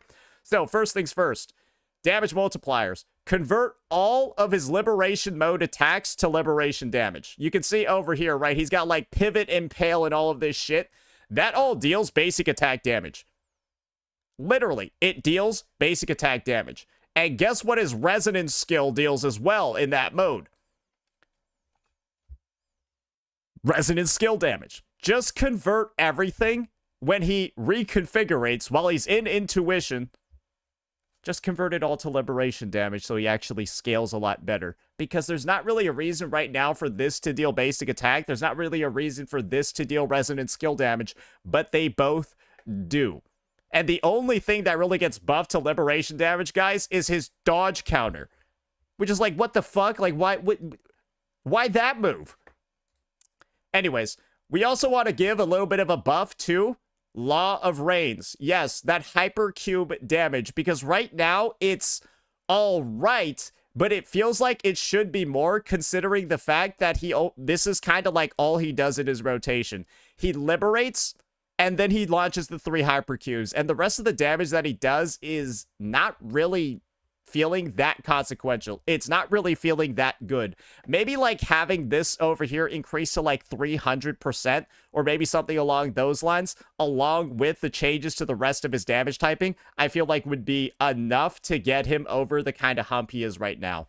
Because if we actually just take a look at some of the 1.x teams, I'm just going to be entirely real with you, ladies and gentlemen. Oh my god, get the fuck out of here. Give me 1 second. Let me show you some of the 1.x teams that exist in this game, and it's going to kind of blow your mind. So, this is a premium team with 3 limited 5-star units. Let me show you a team that does more damage. Literally, it does more damage. Gion's team with the Mortefi does more damage than this one. Gion's team does more damage, and Mortefi is a 4-star unit. That's kind of a fucking disaster, right? Just balance-wise, value-wise, all of that. Even with Yinlin on Stringmaster and Zhang Liao on his Sig, Mortefi on Static Mist is just going to deal more. It's higher damage. The calculations have been done. And so kind of like the end result is, clearly there's a massive amount of under-tuning over here. We've addressed how to get Yinlin's tuning back up. And Zhang Liao over here, I think he just needs more motion values on top of everything that you're seeing over here. Next, has inherent skill. Bro, this thing is so ridiculous to use. It's crazy. So basically, he gains a 5% electro damage bonus after using a resonance skill for 8 seconds that's stackable up to 4 times. Bro, just buff it so it gives 20% electro damage after using a skill. Like, he is already on the lower end of performers when it comes to damage on the roster. Does he need Does he need to have a restriction like this where like you're incentivized to do like these mini quick swaps in his fucking rotation to like build this shit up?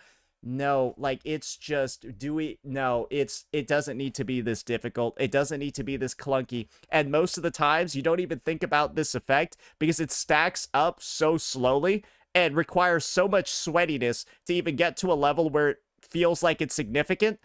Just give him 20% after using his skill. I don't think anyone really needs to worry too much about this one. And next, his Sonata set. Void Thunder is Zhang Liao's best in slash Sonata set, and it operates in this way. It has 2 stacks of 15% electro damage. One from using a skill, which is easy to activate, lasts for 15 seconds, and then one from using a heavy attack, which is annoying as fuck to activate. And so a lot of people in the present day still don't believe me when I tell them that this is how it works. So we're just going to go ahead, go over to the attribute menu and show you firsthand just how shit this thing is. You can see it has 94% at a baseline, right? I use my skill. Now he's at 114%. That's 5% coming from his inherent that we just looked at, and then another 15%, right, coming from the activation of Void Thunder.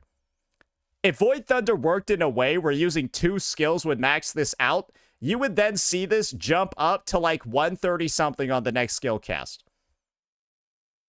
Are you ready? The only bonus we're going to be getting is 5%. And the reason for that is simple, ladies and gentlemen, because we're just getting the bonus from his inherent skill, and Void Thunder stacks are independent. You want to know how we get the other 15% and get this all the way up to 134%? I'll show you. We gotta use his fucking heavy attack.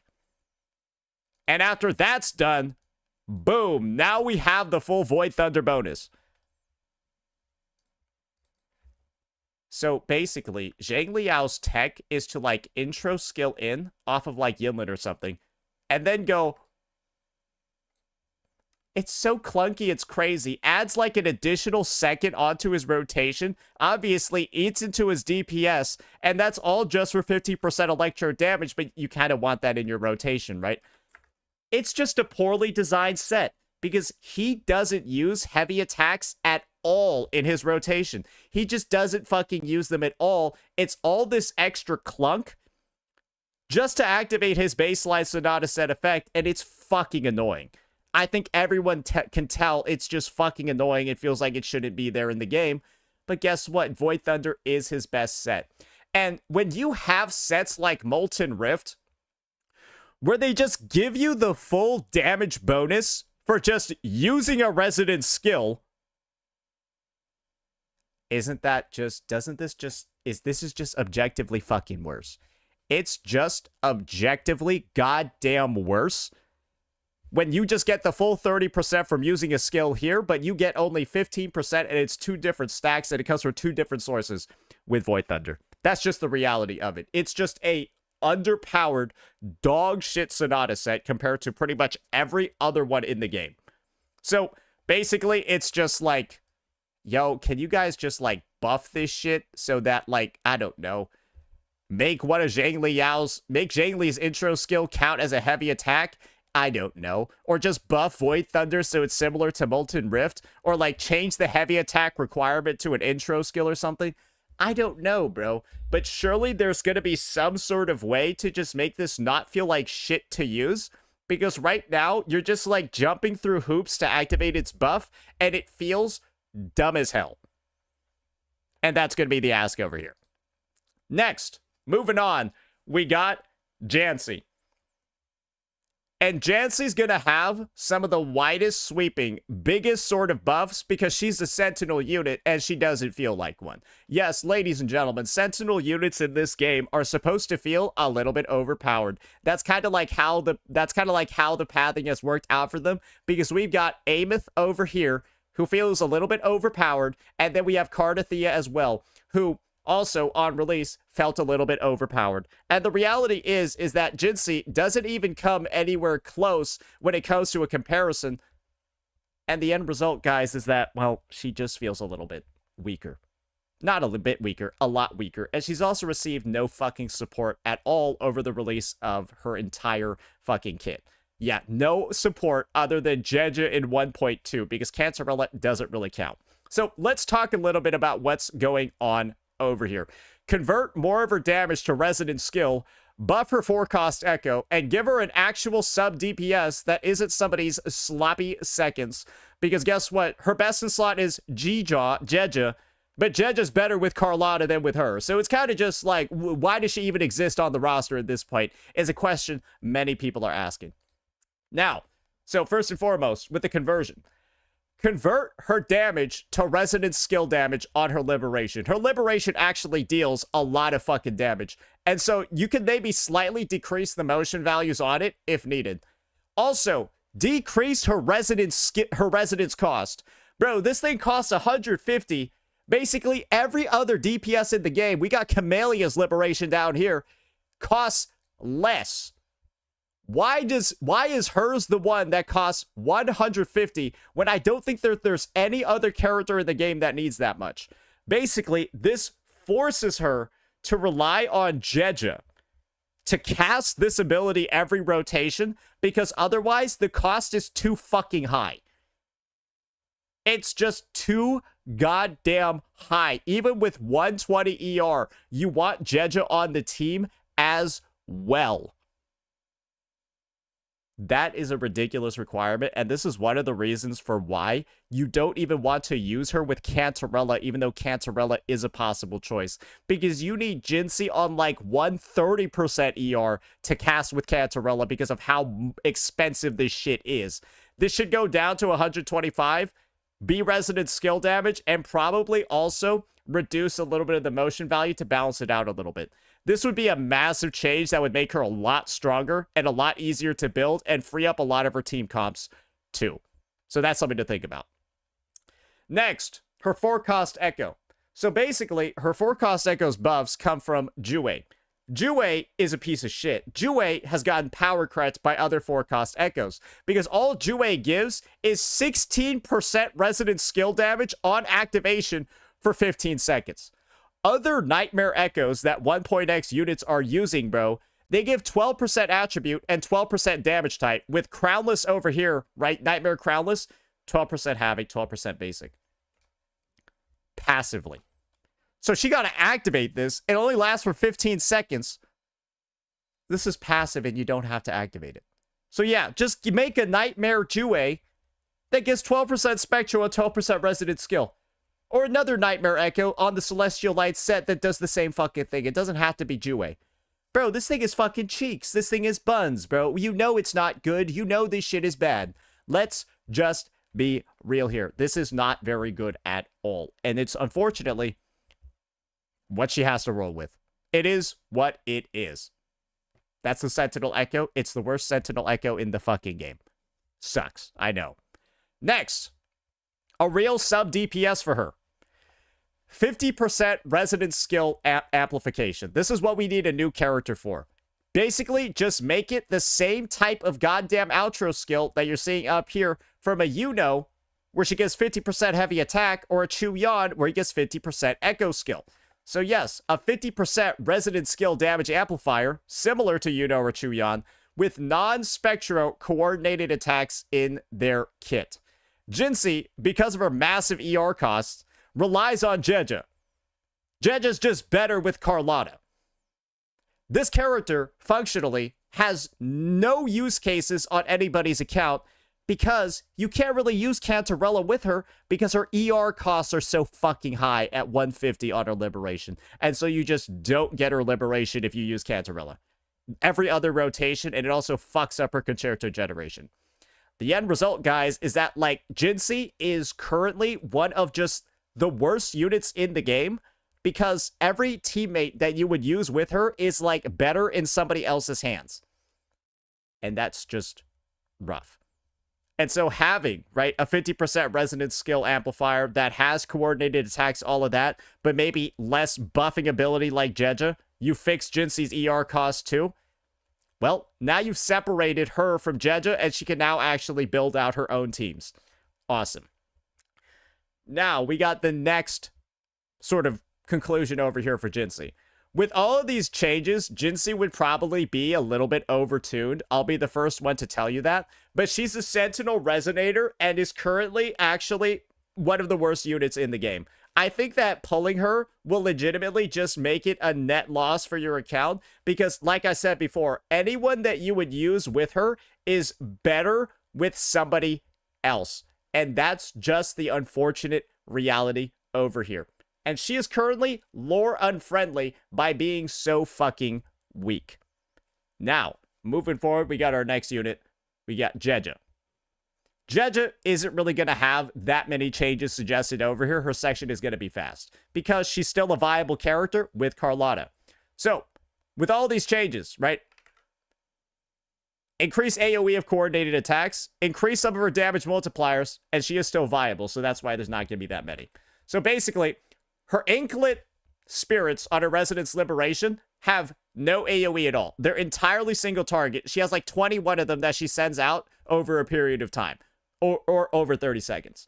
The end result is that in Whimpering Waste, bro, she might be the worst sub DPS I've ever fucking seen in the game mode. Yes, Yinlin doesn't have the ability to transfer marks. Bro, she hits one of like the 30 enemies on the screen at a time with these. It's just pathetic. And like they should detonate, explode when they land, and like actually hit more than one thing at a time. Second, bro, these things have no AoE and they also deal no fucking damage. It's actually pathetic to the point where Jeja's damage in teams isn't really factored in at all.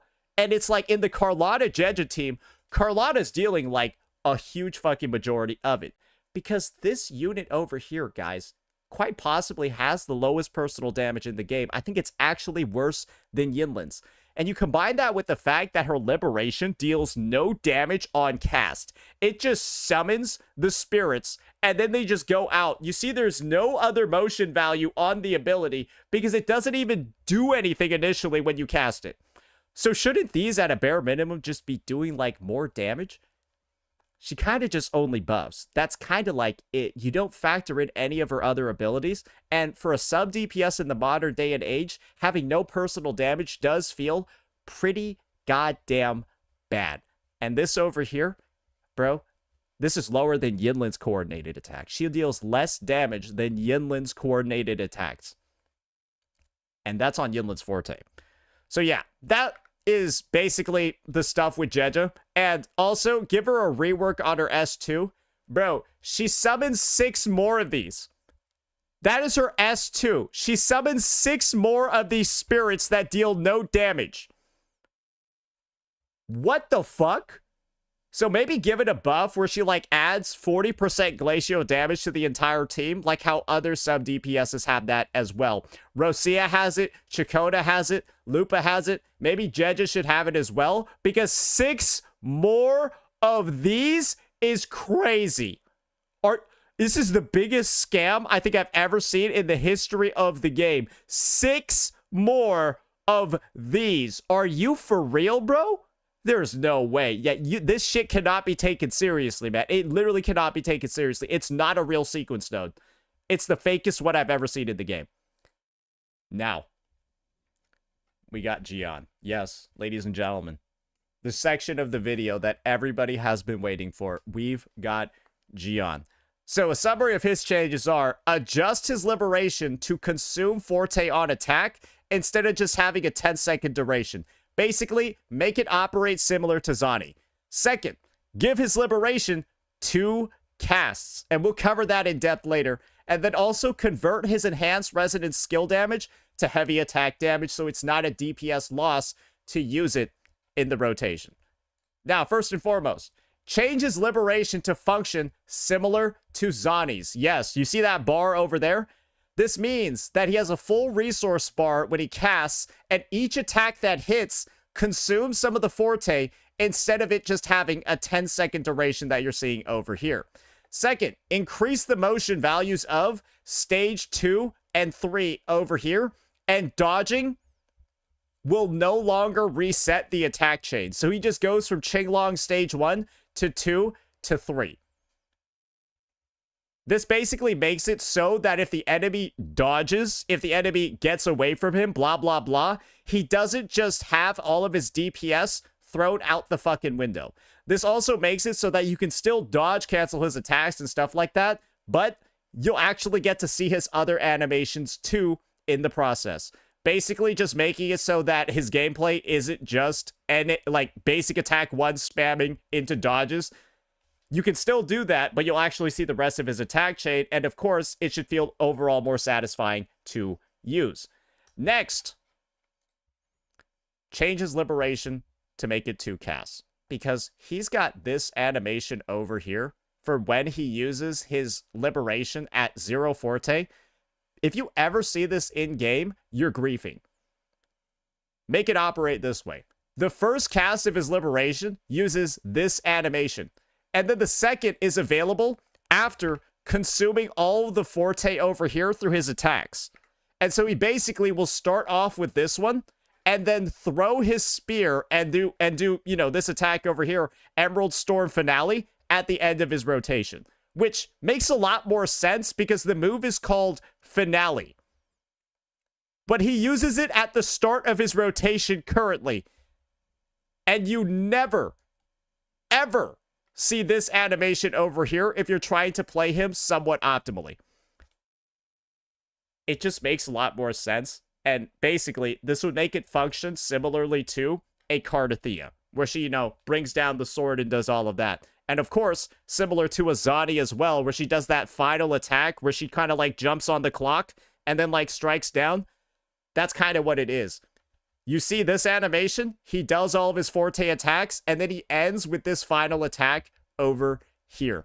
And that would just make, well, the work that Kuro's already done actually result in something versus like the weird amalgamation of bullshit that we have right now. So that's looking pretty good. Next, he has an enhanced resonance skill that, well, if he consumes some of his forte to cast it, or he uses it during Qinglong mode, it deals a little bit of extra damage. Just convert this enhanced resonance skill to deal heavy attack damage, because right now you just use the ability for energy regeneration, and it's actually a DPS loss currently. Because, yeah, if he's using an enhanced version of it, it should deal his damage type so that you're incentivized to actually use it. This would make his S1 also not a piece of shit too in the process.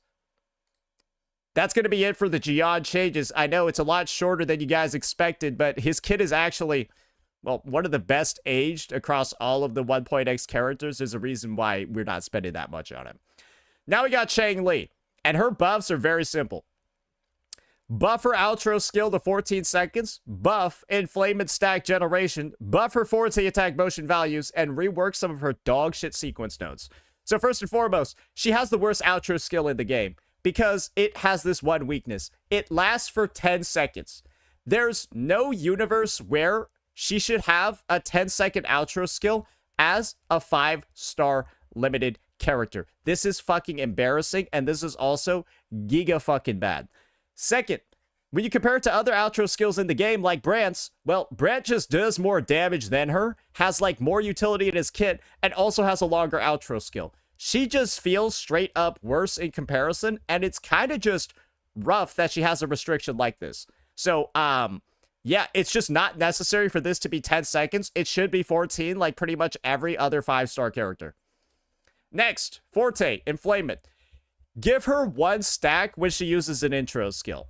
Chang Li effectively gets like a stack right now because she gains True Sight. Just have her gain 1 stack of her Forte as well as True Sight when she uses her intro skill. And that would basically make it so that her new rotation becomes intro in, have 1 stack, do her True Sight attack for the 2nd stack, then skill, another True Sight attack for her 3rd, and then skill again, followed by another True Sight attack for her 4th. Then she just does her Forte heavy, her Liberation, and then her 2nd Forte heavy. And that would just make it so that she has no more need to do her clunky ass basic attack chain to gain 1 of her stacks. Because that's kind of just the reality of the unit right now. You would still be able to do it to like generate more stacks and like quick swap and stuff like that. But this would just simplify her playstyle, make it a shorter rotation that technically deals less damage because you're not doing the basic attack chain. But guess what? It would speed up her rotation a lot too, and just make her feel like more of like a sub DPS sort of character in all of her teams, which I think is a good vision for her, because her basic attack chain, well, think about when you're using basic attack chains on certain characters. Some of them, you just don't even do them at all. So yeah, that would be my suggestion over here for her Forte stack generation. Next, her heavy attack. Bro, this thing does no fucking damage. We can surely buff the motion value over here on this attack to at least be like 600% or something like that. 457.85 is just, it's just depressingly low. Let's just be real here. It's kind of just depressingly low, and it hasn't really aged well at all. And by buffing the motion value on this attack, it also buffs her liberation too, since her liberation lets her cast this immediately. So yeah, it's just an overall damage buff to her entire portfolio, which makes sense given that she has kind of fallen behind in that department. And lastly, her S1 and S2, bro, her S1 is the most pathetic shit I've ever seen. It's like this tiny ass 10% damage dealt that's like, it's basically like having 10% fusion damage on like 2 attacks. That is her S1. Gain 10% fusion damage on like 2 attacks. And then also interruption resistance. That is the most dog shit sequence node I think I've seen in the fucking game. So yeah, maybe buff it to like 25% or higher and also have it affect all of her true side attacks. And for her S2, buff it to like 35% crit rate, because 25 is pathetic, given that it's not really buffing any of your other damage elsewhere. And then cause it to make overcapping crit rate convert into crit damage at a 1-to-2 ratio. Basically making it so that you no longer need to swap your forecast over to crit damage, and it's just an unnecessary thing in her kit, especially when you have, well, sequence nodes like Augusta's in the game, right? Where Augusta makes it so you don't have to switch your echo. She just converts and stuff like that. This is basically just taking inspiration from Augusta's S2. Obviously, it's weaker because Augusta gains 40%. This one would only give you 35, but it's kind of like fair since Chang-Li's a sub DPS, right? She's not really meant to be out here dealing a shit ton of damage. So that's my suggestion for her sequence nodes, because Chang-Li easily has the worst ones in the goddamn game, and it's kind of absurdly ridiculous how bad they are. Now, Camellia. And this is going to be our last unit, ladies and gentlemen. Her goals over here are going to be shorten her rotation, but keep her overall damage the same, increasing her DPS. Have an outro buff that fits into her whole rotation, because right now it doesn't. And third, convert her liberation damage to basic attack damage. Kind of short over here. So the first one's basically going to focus on how, well, to build up her Crimson Pistols, right? Consume them, gain her buds, and cast Ephemeral. She's got to do a lot more than just one full spin attack. And my suggested change basically is doing one of these spin attacks, the whole thing, right, should just consume all of her Forte and allow her to enter budding form, allow her to cast Ephemeral, all of that stuff. And the goal is to have it be about 6 seconds on average in both forms, so that it all fits into a single outro skill by a Sanhua, Rosia, so on and so forth. Because right now, Ultra Bus will run out like 3/4 of the way through her rotation, and it just feels really weird that she's this character that has so much like buff fall off, right, in comparison to other units. Yes, you could do like double intros and stuff to like work around that, but still that just means that part of your rotation is going to be unbuffed. And I think it is just kind of like, she just feels outdated from that degree, because there's not really any other character in the game that has this kind of like fucked up restriction like her. So yeah, that's going to be the take over here. Next, just change your Resonance Liberation damage type to basic attack damage. This ability out here doesn't really even deal a ridiculous amount of damage in the first place, and it would be helpful to actually activate it and, well, have it deal more than like 100k. Have it deal more than like 110k if we're going to be real over here. So, yeah, wait, let me go ban somebody from my chat real fast. All right, see you later, buddy. Anyways, that's going to be the Camellia changes. Because, I'm going to be honest, she doesn't personally need that much, but she's also going to benefit a lot from something else that's probably going to be added to the game in the future. And that's going to be her having an actual sub DPS.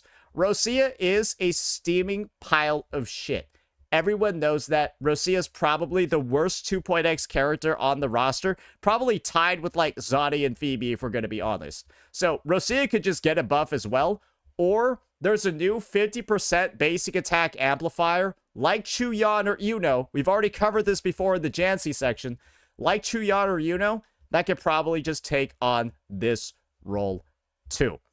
So yeah, I'm pretty sure anyone that comes out with a basic attack supporting kit like this is also going to be very, very, very strong for Camellia as well. Probably designed for Luke Herson, but Camellia is also going to be a second beneficiary of that entire thing. So we'll just have to see. Kuro's already set a pretty strong baseline with outro buffs like this on Chuyan and Yuno, but you can kind of see, damn, only arrow characters are getting the bonus over here. So hopefully that should be landing soon. Another thing to do is, well, just buff Rosia, because she's also a steaming pile of shit like we just talked about. And I think the main buff that Rosia would need is very simple.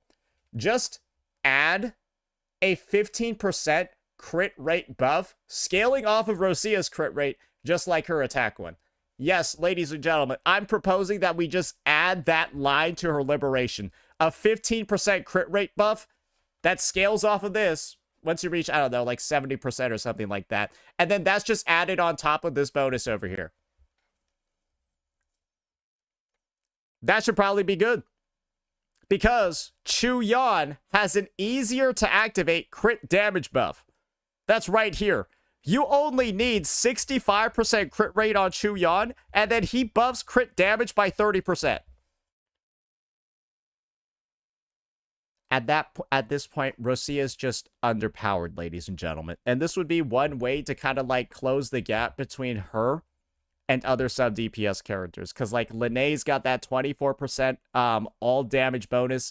Bro, all she has is 200 attack. That shit is pathetic. You can just add a 15% crit rate buff onto her. And like, I'm going to be real, not much would change. She'd probably be better in the Frolova team too now. Like actually have a use case over there used over other units. Because right now she kind of just doo-doo water. So yeah, that's going to be all of the proposed changes, ladies and gentlemen. That is the last slide over here. And as you can probably see, man, I built a pretty goddamn big old presentation for this one. But I do believe this is sort of like the swan song for those 1.x characters. Because like I said before, and like we've already seen, right? These guys haven't reran since last year. And if we don't really see any sweeping changes to them soon, them being re-added to the banner schedule, stuff like that, we might assume that they're just getting abandoned as a whole. And when other games in the gacha space, right, games like Honkai Star Rail, games like Zenless Zone Zero, so on and so forth, have been at the front and center putting in changes, even Genshin Impact 2, Wuthering Waves is actually like the one game that has not been keeping up with their older units and buffs to their older units. That's just a fact.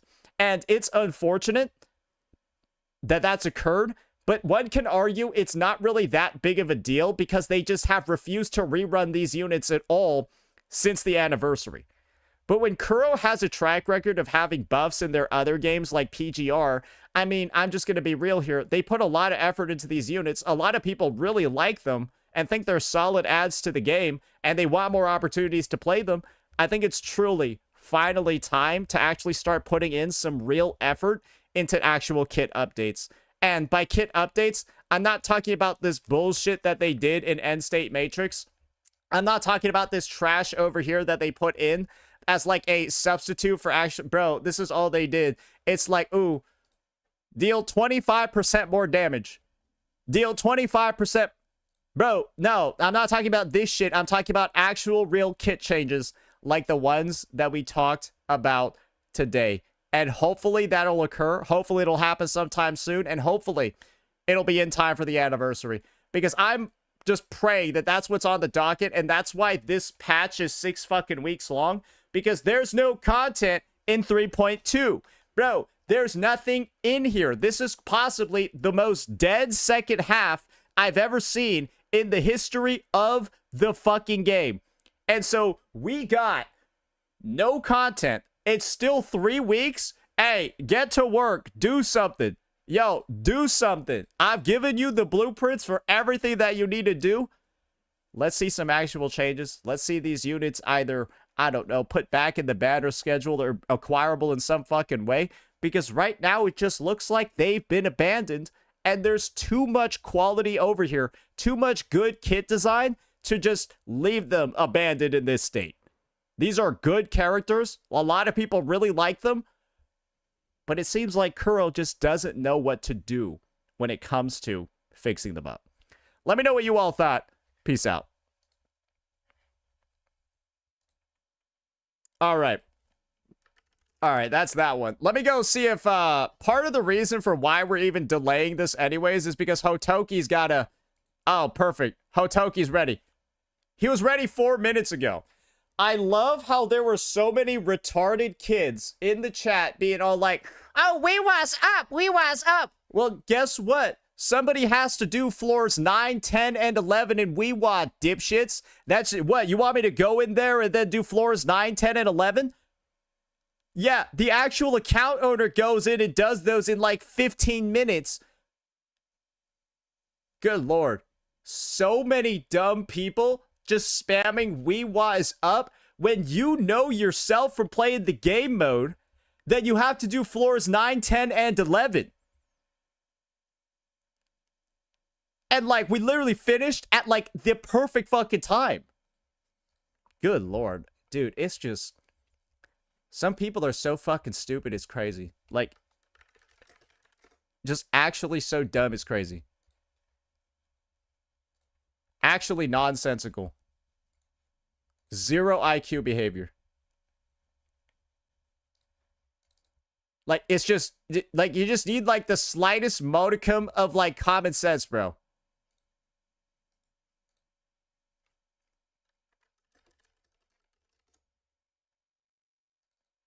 You just need to think, like, a little bit. And you realize, oh, shit.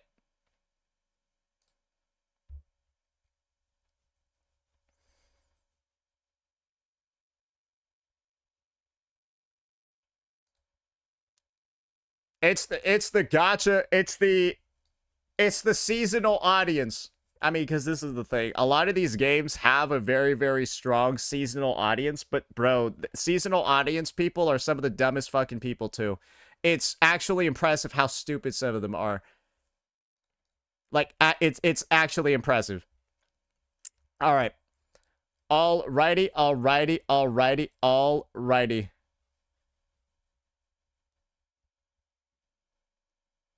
Let me go send this to my team over here. 1.x unit reworks. Boom. Boom, boom, boom.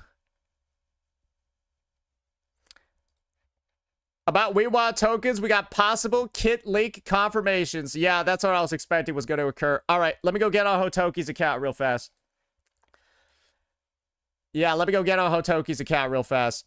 I think he teased this. Yeah, no, I knew that was going to happen because this Whiwa reset bleeds right into, well, the anniversary update. So who's surprised at all, right? That we're gonna get some previews of that shit.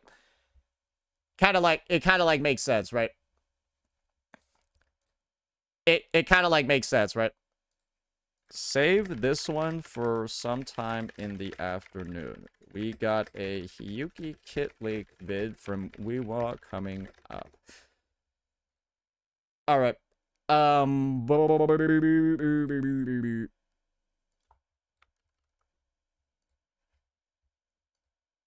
Bro's like out here writing fucking haikus, man. What is this shit?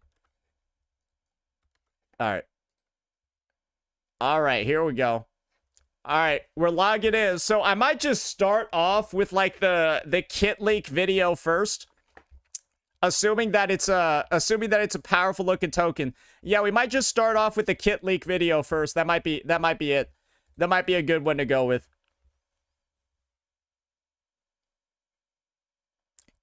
Yeah. Yeah, no, that might be yeah, that might be what we want to get on ASAP.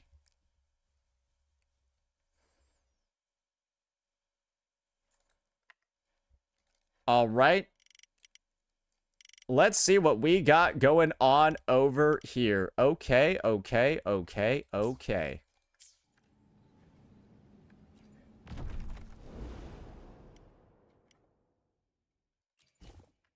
All right, Infinite Torrents is ready. Oh, we got the token overview. All right, so that just looks like the same exact one that we had for good old Sigrika. So it looks like we got the Sigrika Shilling. We also got the Ameth Shilling over here. Who's surprised about that one again? For some fucking reason, it looks like Ameth is permanently going to be shilled. And then our third one. Resonators recover additional Ember when they inflict negative statuses. Triggered up to once per second. And Resonators in the team gain 50% Glacial damage and Spectro damage bonus. Enemies take 200% more total Glacial Chafe damage. Alright, so time to go pull up the stuff, ladies and gentlemen. Yep, well, time to go pull up the stuff, ladies and gentlemen. Okay, Xbox, Hiyuki, Denya. Give me a second. Give me a second over here.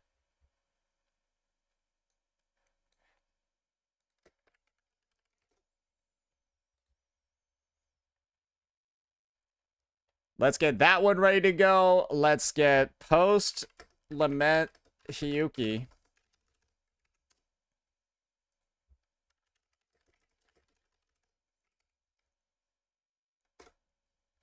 Ooh. Ooh. Okay. All right. We can make a juicy vid out of this one. We can make a very, very, very juicy video out of this one because there's quite a bit to already start discussing. Quite a bit. Okay. All right. Give me one moment over here to prep the goodies up. Ho, ho, ho. Alrighty.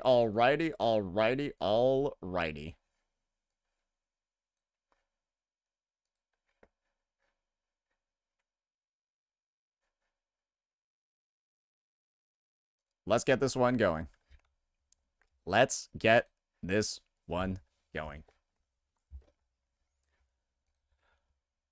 Alrighty, ladies and gentlemen. It appears that Kuro Games is in a rather spoilery mood this 3.2 update. It appears that while they've gone ahead and spent half the patch going ahead and advertising for all of the new units that we're going to be seeing in version 3.3, it turns out they're going to be doing even more advertising in some other game modes. Because due to a reveal that we've had in the most recent Whimpering Waste reset, well, ladies and gentlemen, it is basically 100% confirmed what we're going to be seeing in Hiyuki's kit. And it's pretty clear that the predictions that I made about this unit, right, with some of the stuff that she was going to be doing, the crazy stuff on the battlefield, I said one thing when it came to predicting what she was going to do. I said that she was going to be oriented around debuffs, and I said that she was going to be a Glacial Chafe character. And it turns out that bet that I made, that bold claim before any leaks at all came out anywhere, well, ladies and gentlemen, it looks like I was right. Because we've got the Cradle that holds the void. This is what the debuff, or this is what the new token is called over here. And this has some very, very specific effects. So let's read what they say. Resonators recover additional Ember, that's basically a way to deal more damage in Whimpering Waste, when they inflict negative statuses on enemies, triggered up to once per second. Kind of general over here, but don't worry, it'll get more specific later. And Resonators in the team gain 50% Glacial damage bonus. But Saint, there's no character in the game that's a Glacial negative status character. That's because they're coming out next patch, dipshit. And this Whimpering Waste reset is going to persist into the anniversary update. And guess who's the first banner character of the anniversary update, ladies and gentlemen? Yes, it's going to be Hiyuki. Yes, the Glacial Sword user is going to be the first unit on the reset, first unit on the anniversary banner. So now, reading more, they gained a 50% glacial damage bonus and spectral damage bonus so that, like, I guess Zani has something going on with her. I still don't know if she could actually use this. And enemies take 200% more total glacial chafe damage. So when there's no glacial chafe character in the game, this Whimpering Waste reset is still going to be active during 3.3 when it launches, and Hiyuki is a confirmed glacial character. Ladies and gentlemen, this is full confirmation from Kuro Games themselves that this glacial sword unit is also going to be a glacial chafe unit. And that probably changes a lot of things for a lot of people. We can already start talking about the potential pull value of this character immediately, because we already have a lot of the building blocks. We already have a lot of these sort of like ingredients for a negative status team ready to go right off of the bat. And so let's just go ahead. Let's start having this discussion over here. So essentially, when it comes to Hiyuki and when it comes to Glacial Chafe and all of that, her pull value as a unit and her overall strength is 99% likely to be dictated by whether or not you have this other Japanese character. And the reason for this is very, very, very simple, ladies and gentlemen. Chisa is the premium negative status support. And a lot of people probably at a baseline made the expectation that, like, I think the Japanese unit from here is going to work with the Japanese unit that's already in game. Well, I guess you were right, ladies and gentlemen, because what Chisa does is she provides an outro skill over here that essentially increases the stack limit of negative statuses by 3. And for Glacial Chafe in particular, we're going to take some time to actually pull up its effects so you guys know exactly how it works. Glacial Chafe actually operates very similarly to Fusion Burst, but we've only had the opportunity to have it inflicted on us by enemies like the Lampy Lumen, enemies like the Sentry Construct up until now. So the way that it operates is actually very simple. When Glacial Chafe is inflicted, the target receives glacial damage, and it stacks up to 10 times, and the higher the stacks, the more damage dealt, and each stack reduces the target's movement speed, and maybe attack speed too, who knows. And when Glacial Chafe reaches max stacks, the target's frozen, and then all of the stacks will be removed. And so you might be thinking, oh, doesn't like increasing the stack limit make it feel like a lot weaker because you'll see them less? Well, this is the case. When having a higher stack limit also means that you're going to be dealing more damage, then it's very, very, very likely, right, that having this higher stack limit is going to be the main way for Hiyuki's Glacial Chafe to even deal damage in the first place. And the biggest example of this is, unfortunately, just showing off this character, Ameth, over here. Yeah, Ameth on, like, Fusion Burst mode is already like a steaming pile of shit. It's just not good because we don't have the Fusion Burst sub DPS. Using her on Fusion Burst mode without Chisa is one of the biggest disasters in gacha history. Like, straight up, I've never seen a character look and operate so badly on their own, and the reason for that is very simple. Because Fusion Burst damage increases by a lot as that stack limit goes from 10 to 13. And Glacial Chafe is going to operate in likely a very, very, very similar sort of way with how that damage increase from the damage over time effect that occurs. It's going to get much higher, right? Way higher when you go from stacks 10 to stacks 11, 12, 13. And apparently, people have done the calculations. Without Chisa on the Fusion Burst team over here, your damage from the Fusion Burst, like, activations, it's cut in half. So you can kind of view it this way. Hiyuki. Based off the fact that Glacial Chafe is likely going to be in her kit, and it's likely going to be one of the main damage types that she has, because it's kind of like a tertiary damage effect, right? If you don't have Chisa, you're likely going to be in for a really, really, really rough fucking ride when it comes to building out a Hiyuki team. And I think the news that this character is Glacial Chafe, and I think the news, even though she is an anniversary unit, that she's going to have some reliance on other units on the roster, I think it's good to receive that way earlier rather than later. naturally, the live stream's only like 4 or 5 days away, and that's where we're probably going to get some confirmation over here as to, well, the Glacial part of her kit. But receiving it even like 5 days earlier, well, that just helps planning, right? That just helps the sort of like process for people as they get ready for some of the anniversary pulls. Because guess what? Denya is another character that's going to be releasing in 3.3 in its second half specifically. And, well, just guess what Denya's kit, right? Chromatic foam. Yes, Denya literally has colored bubbles in her kit. And chromatic foam is all about applying fusion burst.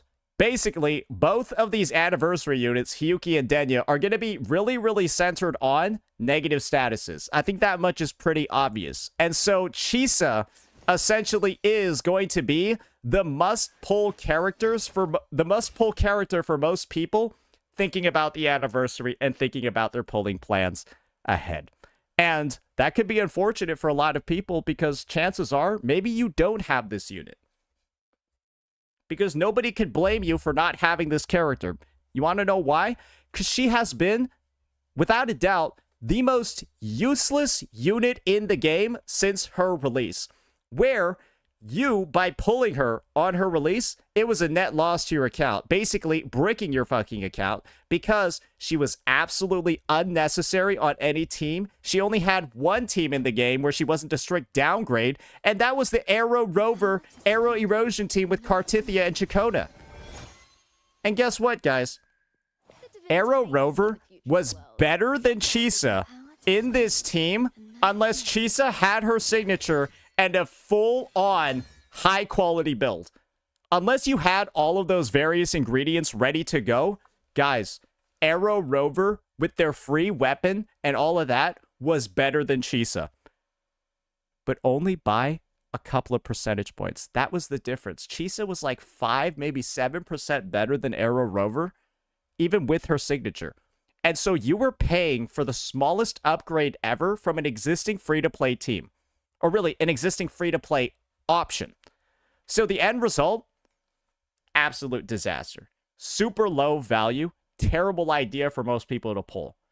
But now with the news that Hiyuki is essentially confirmed to be Glacial Chafe, Denya has been confirmed to be Fusion Burst, well, that could change the conversation dramatically.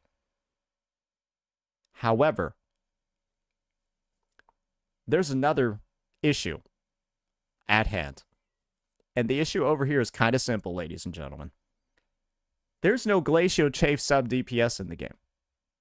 There is no Glacial Chafe sub DPS in the game unless Hiyuki ends up being like the sub DPS and then we actually don't have the main DPS for the archetype. Because, well, guess what? Like, unless Denya happens to be a, like, dual version character, a dual resonance mode character, and her other mode is Glacial Chafe, well, then who's going to be the third member of this team? Is there just a possibility, right, that, like, Hiyuki just ends up becoming Amith version 2?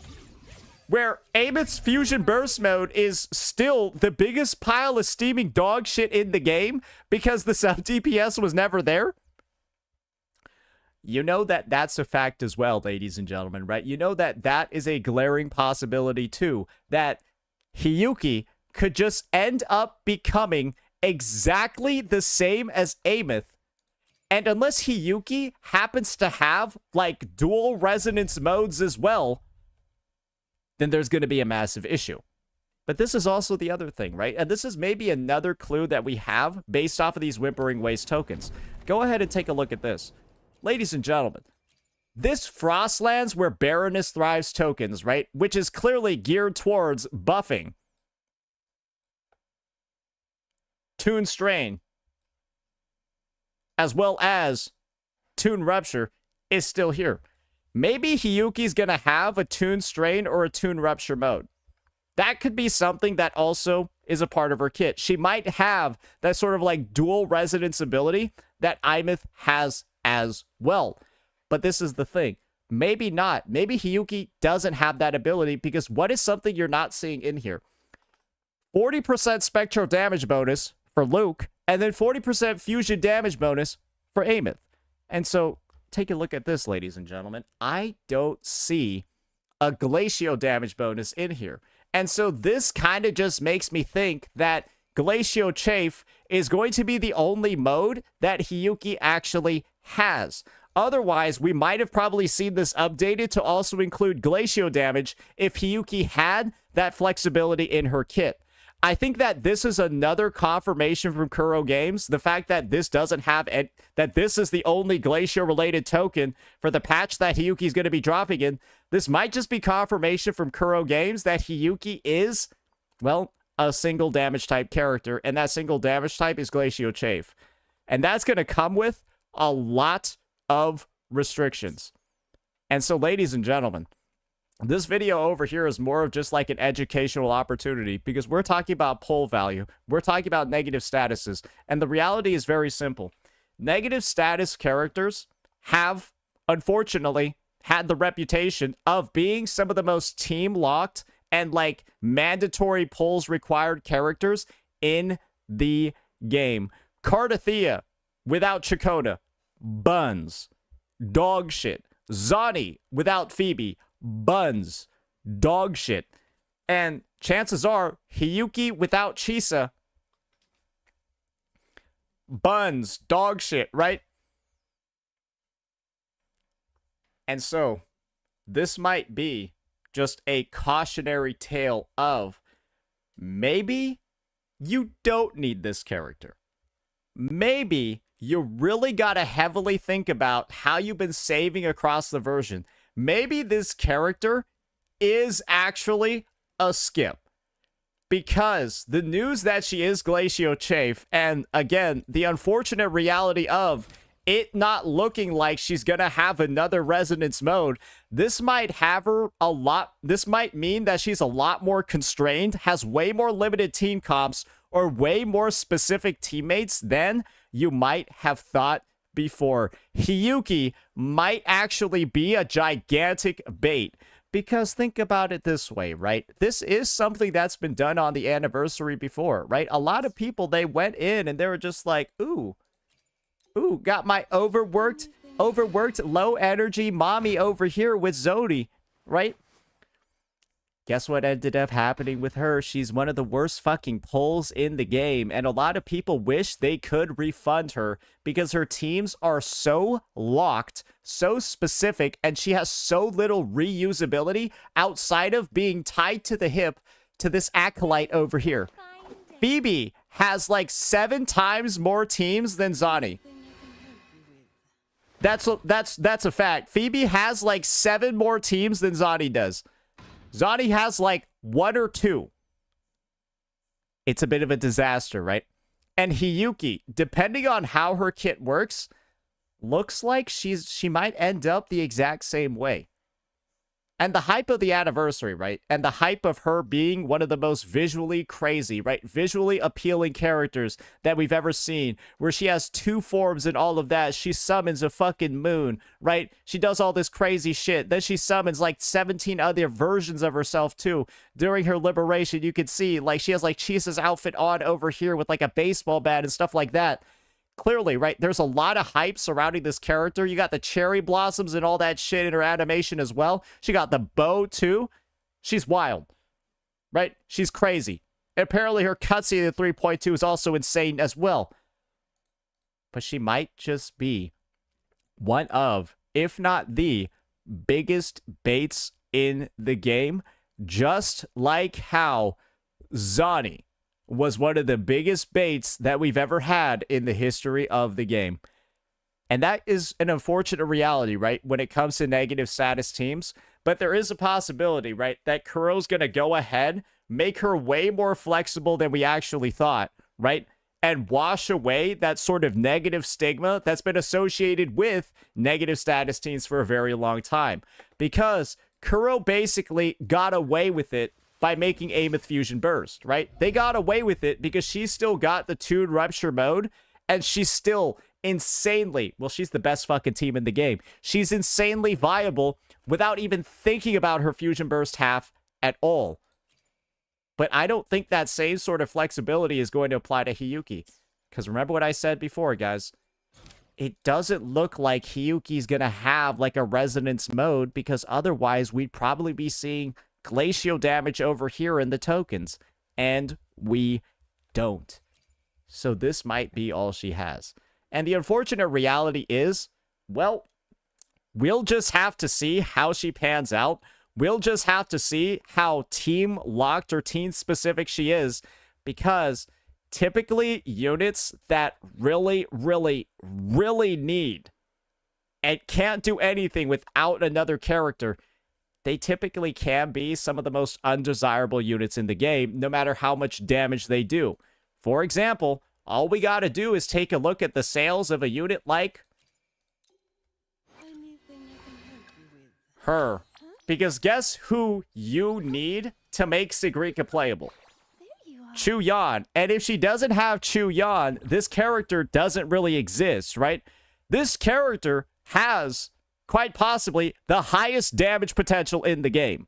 She might deal the most damage in the game, but people just skip her, right? They don't want to pull her because, well, she's just kind of like mid-character design-wise, but they gotta pull a dude, and she basically needs this dude on the team for her to function. And while having Chisa, right, is definitely less of a barrier for most gooners out there, because I know it's mostly gooners playing this game, is less of a barrier than pulling Chu Yan, it's still looking like a full necessity to have Chisa to make this character do anything at all. But maybe I'll be wrong. Maybe Kuro Games is going to really up the flexibility, take away the negative status stigma, make the, cleanse the reputation a good bit, and I'll be happy to eat crow then.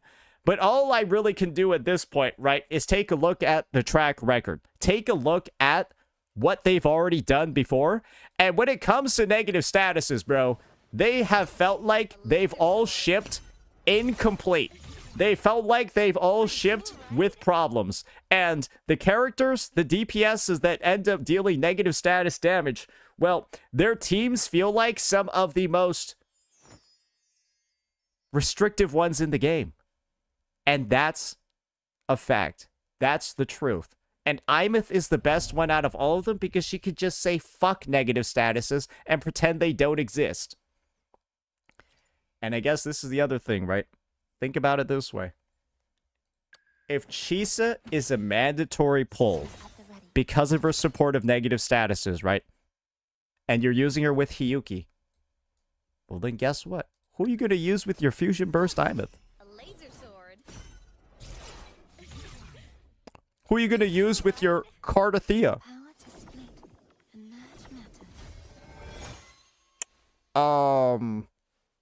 You got Arrow Rover for this team, sure. But, like, let's just say you want to play Fusion Burst Imeth with Denya and Chisa, but then, like, you need Chisa for your Hiyuki.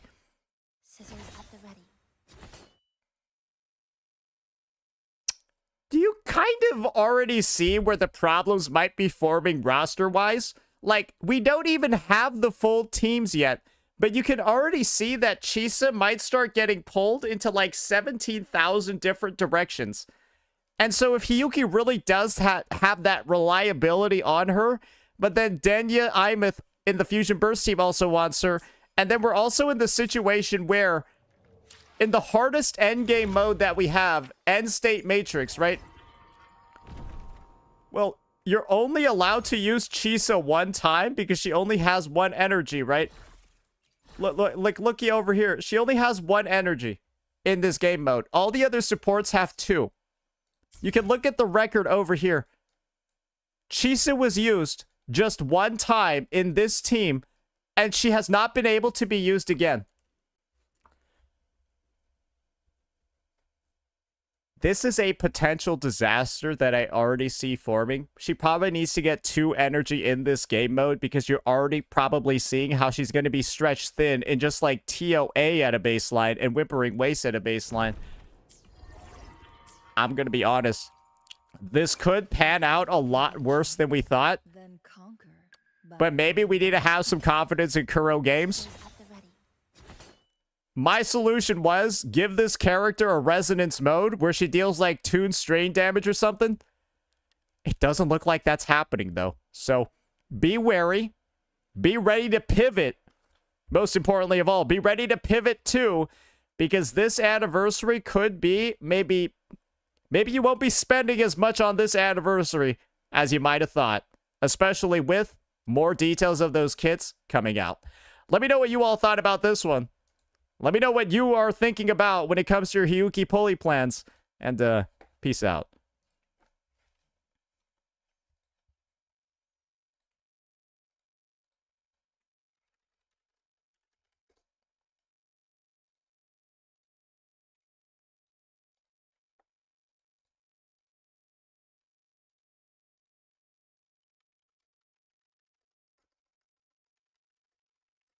All right, well, I knew that was coming. I knew that was coming, so that's why I had the entire dialogue ready for you guys. Yeah, that's why I had the entire dialogue ready for you guys. So, yeah, you guys scared now? Yeah, you guys scared now? Huh? Yeah, you guys scared now? Huh? It's Whiwa time. It's Whiwa time. All right. All right. All right. Alrighty, ladies and gentlemen, we are back at it again with another Whimpering Waste reset. And this is going to be a very, very, very important Whimpering Waste reset for one specific reason. This reset is going to bleed into the 3.3 anniversary. Yes, ladies and gentlemen, it's beginning in version 3.2, but it's going to be active for a good amount of time, about 10 days into, well, the second anniversary for this game. So we're likely going to get some clues, some hints, some teasers for what we're going to be seeing during the anniversary as a whole. And, well, we're here to cover all of it today. So first and foremost, we got to take a look at the new tokens that have arrived, or really, the one new token that has arrived, because the rest are just reruns. The first one is the torch that ignites the lasting night, and as we're all aware, this is meant to buff Sigrika. Yep, it makes enemies take a shit ton more echo skill damage, and you also increase your total arrow damage by a bunch. A bunch of arrow teams can use this as well as echo skill damage seems like for Lova, so it is sort of a general use case token. At least it's not like, you know, super giga specific. People can use at least, like, you know, different parts of it. So that one's going to be a rerun from the last reset. And then we're going to be seeing this motherfucking token for like the 17th time. Bro, I hate this token. Bro, I feel like it got introduced in version 3.1's first half, and it's just been here for like 4 Whiwa resets in a goddamn row. It should be taken out, and it should be replaced with a general token at this point. How are we still shilling Imyth? Bro, Imyth came out in 3.1's first half, and we still have the goddamn Toon Rupture token, bro. It's like, I suppose it's fine because she's probably one of the most highly owned units in the game, and like this guarantees she can clear, so it's actually good for casual players. But like, good golly gee, I kind of want to have a more general use case one at some point. But it seems like we're not getting it, because what this one does over here is that it makes enemies that have any tune effect on them, right? They take 30% more damage, which is like a lot, right? And then also off-tune buildup rate, so you can apply more tune damage, is increased by 100%. Tune break boost by another 50, and then dealing tune break damage grants 30% all attribute damage bonus to the entire team. Then you have a 40% spectral damage on top of it, and then 40% fusion. It is a wholly ridiculous, like, overcooked token that gives so many buffs. It makes like other tokens look like they don't exist with how many fucking buffs this thing gives. And now lastly, right, we've got the Cradle that holds the void, the one new token that's appearing in this reset. And what this one does over here is it buffs negative statuses by having you regenerate additional embers so you can get into burning ways faster, triggered up to once a second every time you inflict a negative status. And then Resonators in the team gain 50% glacial damage bonus and 50% Spectro. So clearly this is geared towards, right, Spectro Frazzle teams as well as Glacio Chafe teams, because enemies take 200% more total Glacio Chafe damage. If you haven't gotten all of the clues yet, this is basically just confirming that Hiyuki the first anniversary character, the first banner of version 3.3, which this reset will be live for. Hiyuki's a Glacier Chafe character. Yes, ladies and gentlemen, we've already got a video about like all the speculation and about all of like the updated poll value as a result of that on the channel. So make sure you give that one a look if you want to discuss this one more. But basically, this is fucking useless. Yeah, it's like this token basically like doesn't exist because I think Zani teams can't even trigger this because helical embers don't count as negative statuses. So I think it's literally like just the Phoebe teams that are able to do this when you're like inflicting spectral frazzle, but that would like require you to have like Chakona. So yeah, I think this doesn't even work with Zani teams, but I guess this works with like the Phoebe main DPS teams, but Phoebe is a really bad whimpering waste character anyways, unless you have Chakota, but maybe we'll try that one out. Yeah, maybe it'll be decent. Anyways, the tokens don't look very good at all, at least from like a new gameplay sort of perspective, but well, we'll just have to see how the overall reset feels. Now, let's go ahead and take a look at some of the stage effects and see if there's anything wild going on. All right, enemies take 30% more total damage. Dealing damage or defeating enemies restores Ember, and then Burning Wave starts when Ember is full. Okay, so it looks like there's no need for, like, crit fishing for any of these buffs. And I know there's been a couple of resets where it felt like you had to crit fish to gain some of the buffs. So, it is what it is. It looks all right. Looks like it's actually the same as some of the resets before. Now let's go ahead and take a look at some of the enemies. All right, so we got mining drones, which shouldn't be a big deal, which are Havoc. Mining reindeers, which are Electro. Fey Ignis, which is Havoc. And then Chasm Guardians, which are Havoc. Boy, oh boy, looks like this is the anti-Frolova, anti-Camellia reset, ladies and gentlemen. Because the first half is not looking very gravy. Yeah, no, it's not looking very good for her. Maybe she'll still clear. Maybe she won't be able to. We'll just have to see. Because, of course, Frolova is one of those units that feels like she defies the odds every single reset and still manages to clear, even into resets that are clearly designed against her, like this one. Because it's full resistance, ladies and gentlemen, except for the reindeer wave. Now we got the second half. Oh god, yeah, it's basically just the same thing on the second half with the same amount of Havoc-resistant enemies. They just replaced the drones with the Hocus Pocus and the Mining Reindeer with Violet Feathered Heron. So, yeah, Frolova looks like she's getting bodied this reset. What I think the best way for us to test it out, right, is to just see how she does.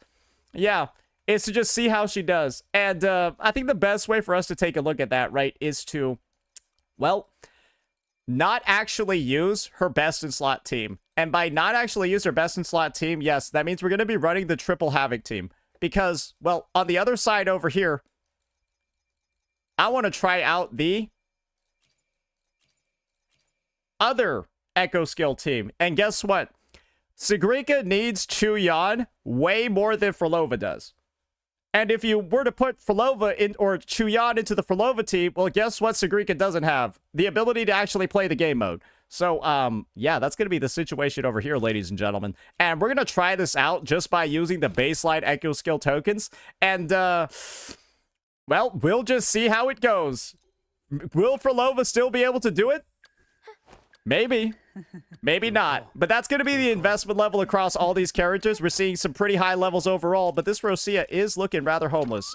So maybe it'll be a bit of a rough run. We'll see. Homeless Rosia in the Frolova team. Let's just see how the cookie crumbles, ladies and gentlemen. I'm kind of scared.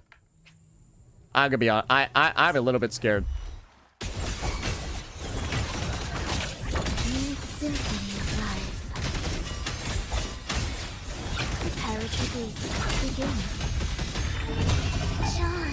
Hey, we still got the first wave, though.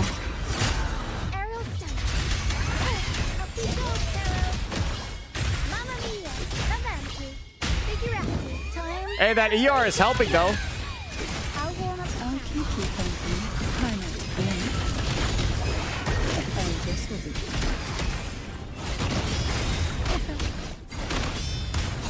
All right, I might need to like extend this rotation out a little bit to be able to get my my perception rate over here. All right, there we go.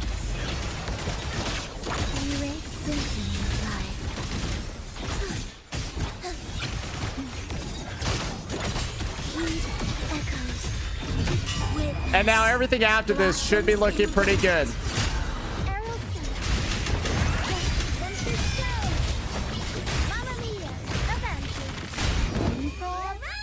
All right. Take a breath.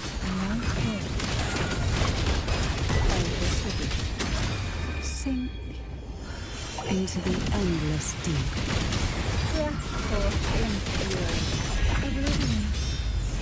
It's a steady symphony of life. Okay, not looking too great, but this is a Frolova team. So not too great for a Frolova team. It's like amazing for other ones. Right, we all know that's the case. Okay, Hikari's kind of popping off over here. She kind of popping off.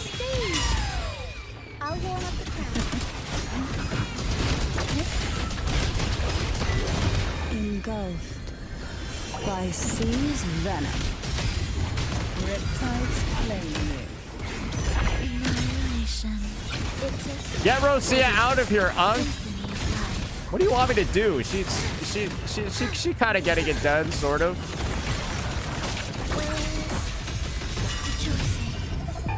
Are we going to be able to get a 2.25 here? I think so. Oh, no! She got interrupted.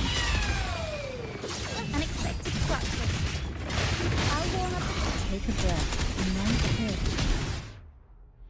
I think if that Rosia is better built, it clears.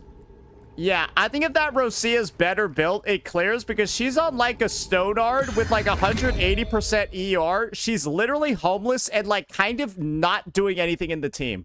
So, yeah. Yeah, I think that's... yeah. I would say that last wave probably clears.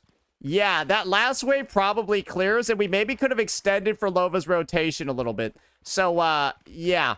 And remember, this is a triple Havoc team, and if you sub in Chu-Yan instead of Rosia there, you're definitely clearing. Think about it this way. You sub in Chu-Yan instead of Rosia there, you're definitely clearing, so I think she still has it. Remember, that's with the homeless Rosia. You could probably put in a Shorekeeper 2 and it would do better, or a Verita. I'm not even joking. So, yeah, that's my personal take on that one. Now let's go ahead. Let's check out this bad boy. And remember, we're just using the purple tokens over here. And this is like the new, like, good Echo skill team. Okay, he's blind. Settle it all.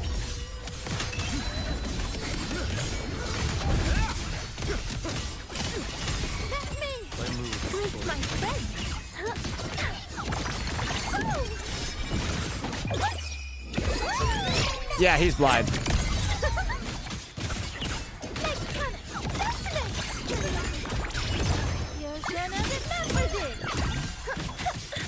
Oh, did I just not hit anything with that? Did I just not hit anything with that because of lag? Holy misses. Yeah, I know. That was kind of rough. It's mine to take. So we are playing this on like 200 ping, so do keep that in mind.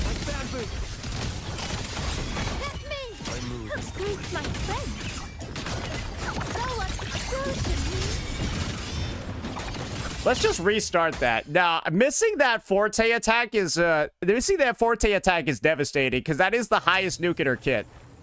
Yeah, that's a little bit devastating. I will be real with you there.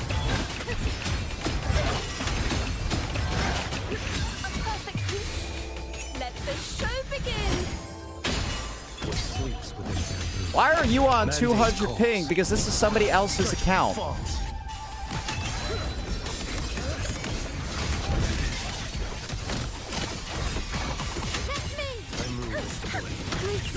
Okay, I see somebody over there. Oh, he's diseased. All right, nah, he's somehow just yeah, I don't know what that guy was doing over there. Yeah, the thing is, all three of these characters, like, group to some degree. So, like, I don't even know how that guy ended up there. What sleeps within that? Your life is mine to take. Like, you'll notice, right? Like, Chuyan also has, like, some grouping, too. With how I move is the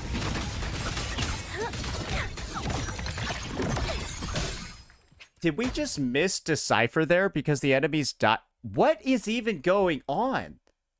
Wait, we actually missed the Decipher attack there. So, like, crazily enough, that first one, like, we have been getting the most insane grouping griefing I've ever seen. Like, we're killing the enemies too fast. what sleeps within that. Bro, why am I jumping on them? Bro, they just got Goomba stomped. Okay, like, this is actually not looking diseased right now. Okay, how about this? Bro, what are you doing over there? Oh my god.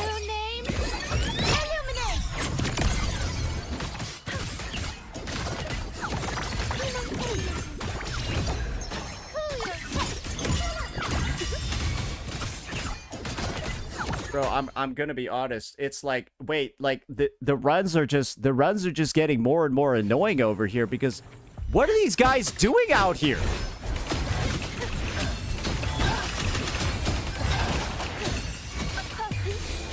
Let the show begin. What sleeps within that? Mandate calls. Like, these guys need like more weight so they stop like bouncing around. Like some of them are just like ending up in like a different time zone. Straight to the start.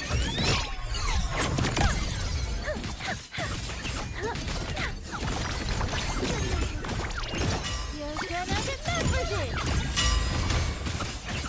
Thanks for watching. Ta-da! A grand overture. A perfect now presenting a poem of finale. Wait, did we actually not get... How do we not have full concerto after doing that? Nothing that won't heal. Did this guy actually get interrupted? There's no way, right? Let me My move is the prove my strength.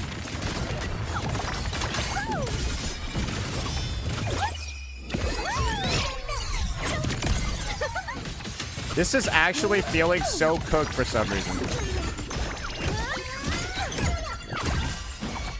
Thanks for watching. A grand overture. A perfect listen. The trio of This is feeling so destiny. cooked for some reason. what sleeps within that. Maybe it's doing a lot better than I thought. Judgment falls.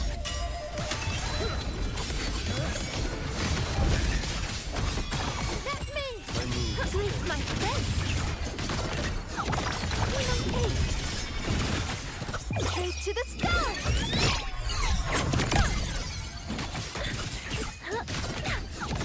This is it. Pull your head. Okay, that was fucking delicious right there.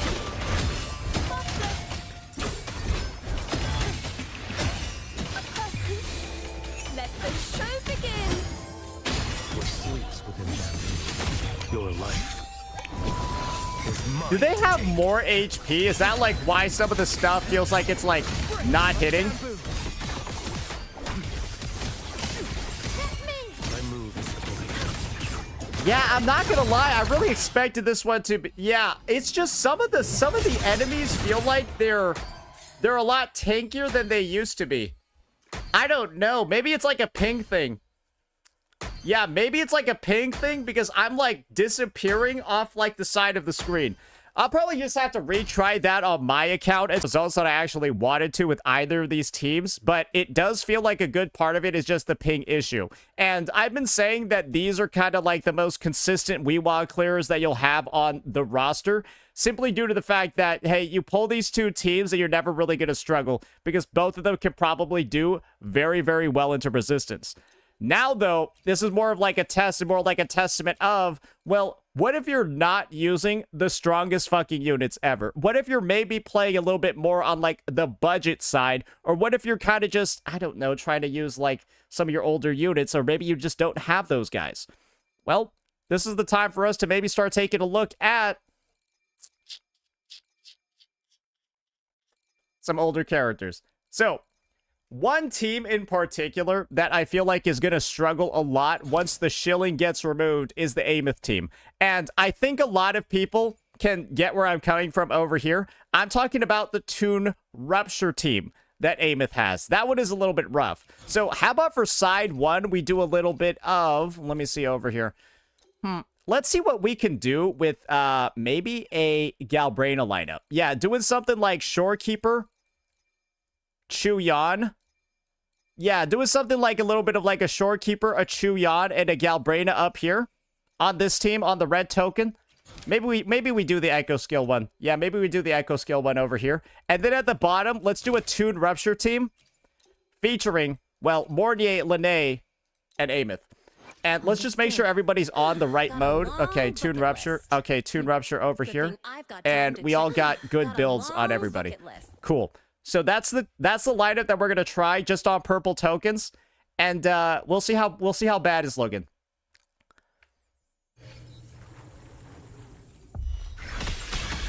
Speak of the devil. Behave now. Leave it to me.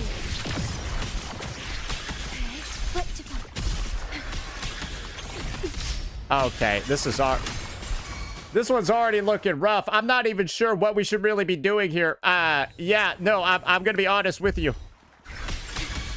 You can't escape me. Leave it to me. Stay calm. Like, do we just want to like try to get ER on Shorekeeper, or like, bro, this is not looking great. Yeah, maybe Chuyan is the guy. Behave now. I've come to send you to your grave. Tainted hellfire.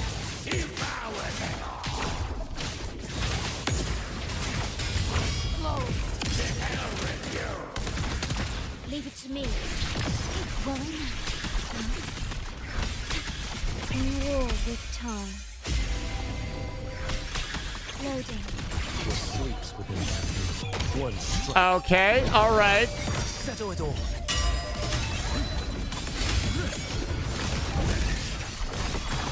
You can't escape me. I'll show you. On side one, this isn't that bad, I feel. Tainted hellfire. Okay, why did she just do that? That actually looked pretty good. Wait, did that just basically like delete a whole wave by itself? Modulation. Sleeps within that room. Okay, I'm not gonna lie, this is kind of just embarrassing here. Mandate calls. Judgment falls. Speak of the devil.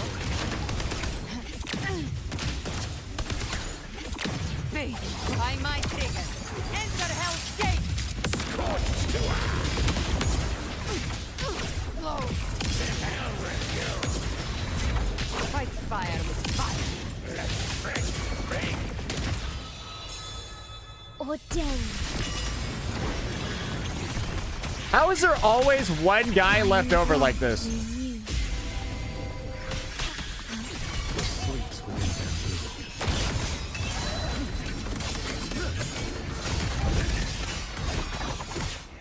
Where's this Chuyan's ER at, bro? It's mine to take. Gotcha. Behave now. Rise from the hunt. Oh, here we go. Here. What was that run looking like? With a griefed first rotation, that's pretty good. Yeah, I would say with like a griefed first rotation where I had like that one guy left over, yeah, 2.8k under those circumstances feels pretty good. Yeah, I could probably easily get over 3k with like more grinding on it. Yeah, no, that looks good. But now let's take a look at what Ameth does. Mode engaged. Access And remember, this is like the best possible side for her. protocol. Structural override initiated. Okay, how did we... Bro, how is she not full yet? Feather drone assemble. Tie a bow and call that my signature. You alright, sweetheart? Early on. Come on, little one. Blade cleaves the night. Peril burst in light. Heroes on. Lights up. Liners check. Ion. Sparks. Ignite the world. Starfall. Light wings activated. Stars. That was actually good. Assuming master control. But as you can see, bro, the score is so bad. Stars, hear my query. Structural override. That's a special delivery. Oh, check this out. Shake it up. Woo! One more. New look. Early on. Come on, little one. Fly high. Ah, shit, whoopsies. Reach the cosmos. Actually, that might have been better, actually. Scorch through the void. Right to the finale. Fire! Order confirmed. Cluster cannon. Yeah, no, that was actually better. Yeah, you probably haven't seen the regular aim and charge attack before, have you? Assuming master control. Hey, you overkill anyway, so yeah, I guess it functionally doesn't really fucking matter. Authorizing maximum output. Structural override. Go over here. Don't blink.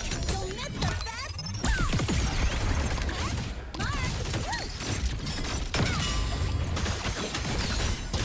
Come on, little one. Soul sing in harmony. It looks decent. What's the score looking like here? The world is mine to guard. Oh, no! Okay, no, it looks like that still hit some of them.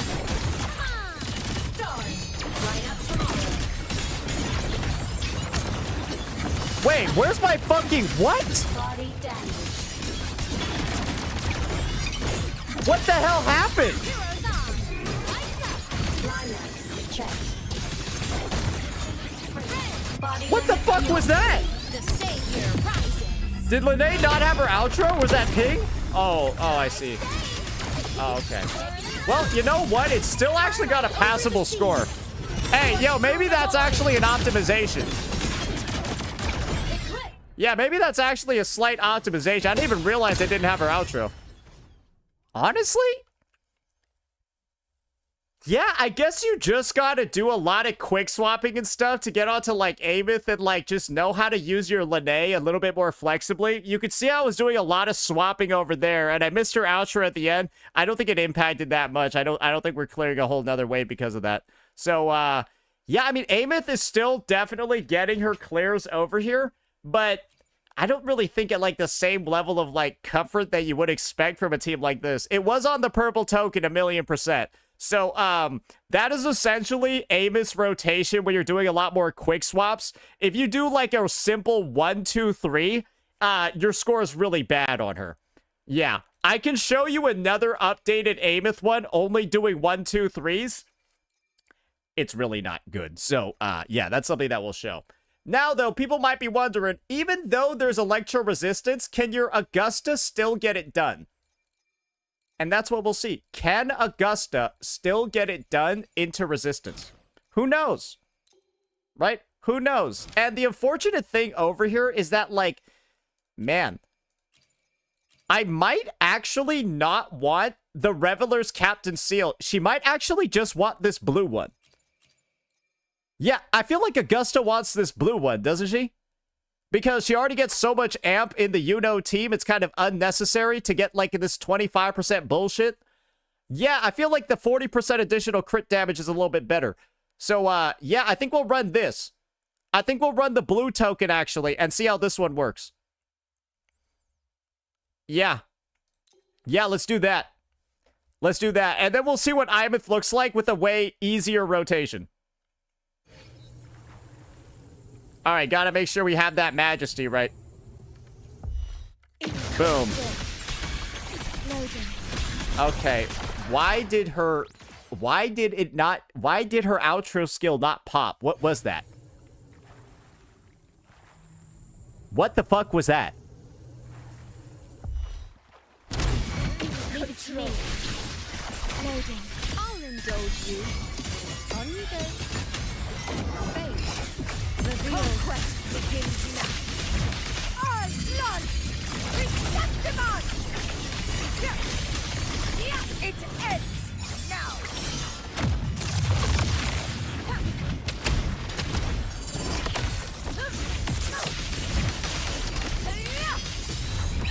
Pathetic struggle. Leave it to me. Dimmed astral modulation. Okay. Loading. Now watch closely. On you go. Taste my resolve. Oh shit, whoopsies. Well, at my strength. Causality overheard. I am really surprised at how that Yuno was not able to do more damage, bro. Rulers rule. Winners win. My valor never fails. Unmatched. King of my triumph. Ordained. So yeah, Augusta basically has the privilege of being a very good side 1 character. For one simple reason. Answer my call. Praise me.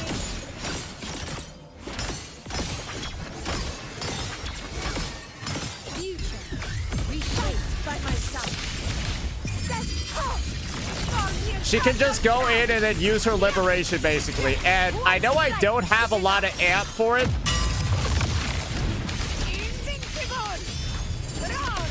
It is what it is, right?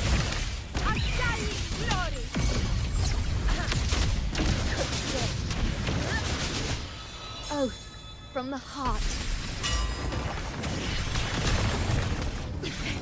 Loading war with time. It is what it is.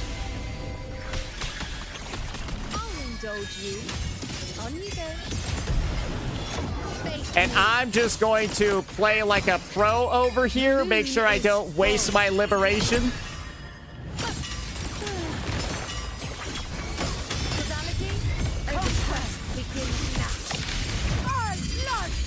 Receptivon! Make sure that we're also casting this stuff on good waves as well.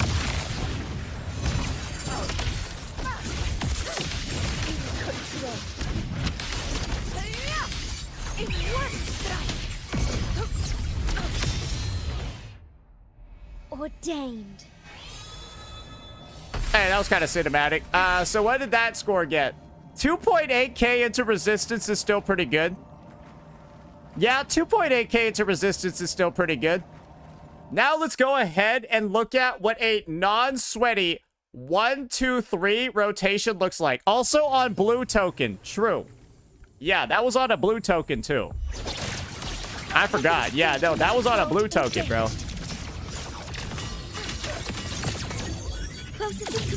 Yeah, crazy, right? Blue token. Structure overriding. Pick it up, special delivery. Go over here. One more. Where's the fire? Burn it up. Come on, little one. Blade cleaves the night. Lene can ungroup the enemy so hard sometimes. Yeah. So this is like why I like really don't like this character. Basically, it's like get ready to quick swap with her, otherwise you're gonna be like doing some of the most cringe shit ever. Like this right here. Yeah, this is gonna suck. Yeah, I think there's one guy remaining. Okay, I think I need to restart that. No, we are basically not killing that guy until we get back onto Ameth, if that's how it's looking. Yeah, no, that guy is just not dying. Cover modules ready. Order execute stars. Hear my query. Structural overriding. Don't blink. You'll miss the best part. Shake it up. That's all you got.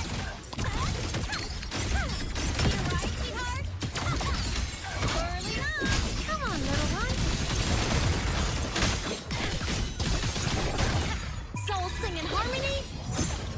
Savior's victory. Heroes on. Lights up. Check. Smile. Sparks. Ignite the world. Cluster cannon. All right. A little bit better here. Boom. Should be hitting 3 of them like that. All right. Assuming master control.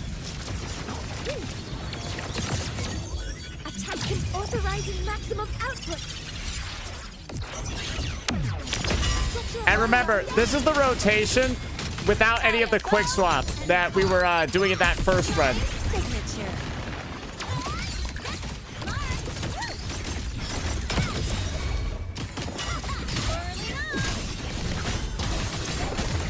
Come on, little one.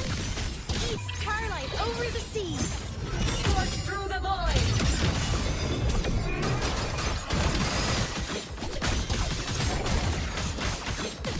Fly high. Fruit. Reach the cosmos. Belt down. All right. The savior. We're getting some oddly, like, good lineups on, like, the spawns over here. Yeah, no, it is actually working out very well for us when we're using, like, all of those abilities. They're, like, perfectly clearing the waves, which is, like, you don't really see that very often in this game mode. Special delivery. Go over here. One more. Where's the fire? Early on. I like, reposition myself on that one over there. Blade leaves the night. Peril. Burst in light. Heroes on. Lights up. Check. Smile. Sparks. Ignite the world. Starfall. Oh my gosh. Okay. Cluster cannon. Yeah, we're gonna have to go blow up a small wave though. All right, see you later. See you later, midgets. Assuming master control. So you're seeing over here, it's like functionally, basically, it's not bad for sure, but like you gotta be like timing your stuff up really well to like the degree that I was, and like I don't even think the score is like that good for like how like well the clear has been like looking. Yeah, so it's like a 2.7, and like this is just or it's a 2.8, right? 2.8 on both sides. But, like, we played that Imeth team, like, close to perfectly. We played this Imeth team at the bottom over here so much better, right, than this team over here. You were watching all of the spawns, all of the ults, all of, like, the spells. They were lining up perfectly, perfect timing. And, like, it didn't really feel like it was that, if I were to do that same type of gameplay with this team, the score would be better. Right? That's my personal take. And I'm kind of just like, yeah, you really got to like, it kind of feels like you got to sweat a little bit with this team just to get like the scores that other teams usually end up getting. It's all right, right? It's not terrible. It's not also like just like some Whiwa extraordinaire team that's just going to fuck everything in the game though. And, yeah, we even, like, worked through the ping and everything, and the spawns were definitely pretty consistent and pretty solid, even with all of those issues. Now, though, probably has some other questions. Like, do the old characters even have a fucking chance? And I think that this is one of the circumstances where we just gotta say, no, I really think, like, a Zhang Liao and shit like that, they're just completely fucking screwed. But, like, hey, yeah, why don't we just try a hobo homeless team? Yeah, why don't we just take a look at, like, a straight-up, like, homeless team over here? Zhang Liao second side, and... what do we do on side 1, then? Oh, I know what we do on side 1. Oh, I know what we do on side 1. What if we just take a look at Phoebe Chakotay? Surely, right? Surely this team is going to do something, right? Phoebe Chakotay side 1, right? On Spectral Frazzle mode? Cause that's totally a thing, right? Let's do a fucked up lineup over here. Yeah, let's do a fucked up lineup over here. Wait, I think that this might actually cook. This might actually cook over here. Yeah, let's see this. Let's see this. Yeah, we're gonna... Let's be built different over here. Yeah, no, Hotoki's got some baller fucking pieces. Wait, where's this Capitadius at? Where's this Capitadius at? Wait, what the hell? Wait, what the hell? They're like, it's like the same photo over here. Damn, it's like a bro. Wait, he got some wicked fucking pieces. All right, yeah. Honestly, let's just go with this, and then we'll put in a Lene. We'll put in a Lene too, and let's just try it out with this token. Yeah, I want to see if like this goofy ass team clears. I want to see if this goofy ass team clears. Hopefully it does. Hopefully it does. We got the 2 spectral damage dealers over here, and then at the bottom. Hey, all right. Let's just take a look to see if like Yinlin Zhang Liao still got it, boys. No rush. Bro, why does Yinlin have no Impatient ones will pieces? fall right into our lap. Wait, have we just abandoned this character? Yeah, sure, bro. Yeah, let's run this, bro. The coordinated attack set on the character who's never gonna coordinated attack. Well, we might take so long on the Chasm Waves that it'll be fine. Wait, there's Electro Resistance here. Wait, there's Electro Resistance here. Nah, this team is griefing. How about this then? We go our Shorekeeper, Chakotay lineup, Phoebe shit over here. And at the bottom, I want to see how OG Mono Fusion does. Yeah, let's see how OG Mono Fusion does over here. That's actually fair. No, that one looks like it could be fun. Yeah, let's try this shit out. Let's try this shit out. Is Phoebe finally playable? Let's see. Is Phoebe finally playable? Understood. Today will be a Yeah, we got Luminous Him. Yeah, it's all ready, boys. It's all ready. Come on, let's do this. Yes, sirree. loading. Thanks for watching. A perfect Sentinel call. protection. Judgment time. Together we stand. Silence. Thanks for watching.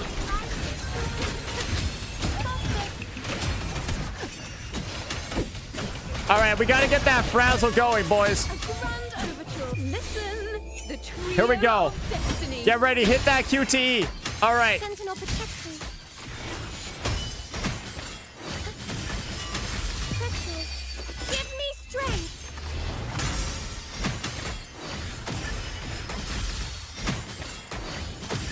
Together we stand. Purify. Resist. Leave it to me. Upon the sentinel. This is the worst shit I think I've ever seen. Wait, this might be the worst shit I've ever seen. What the fuck is this? Bro, wait, how did she get sent to Bro, what is going on? A perfect chord. Let the show begin. Sentinel protection.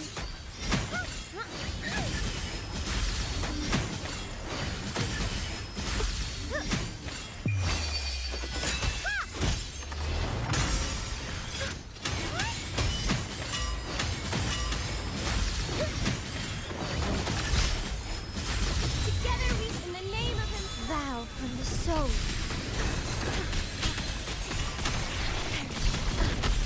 In war with time. Thanks for watching. A grand overture. Bro, this Chakotay is just getting her ass interrupted by everything. Now presenting a poem of finale. Sentinel protection. Answer me.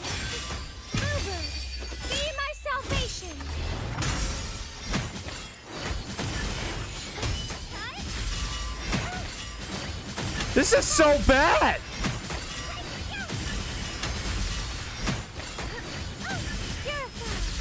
Together we stand.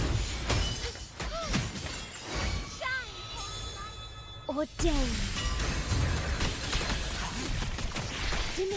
Iron graft you knew. Oh my lord, yeah, no, there's just what is the spectral side of this token supposed to be for? Is it just cosmetic? Wait, is that shit just cosmetic? What the fuck?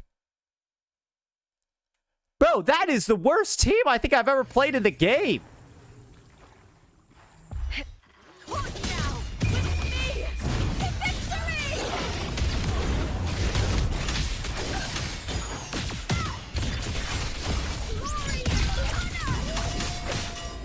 Bro, how? What in God's name? How was my fucking shit not full? What was that? Bro, how does a Lupa not have, like... Listen carefully. Hey, Matt. Different role. Focus, will you?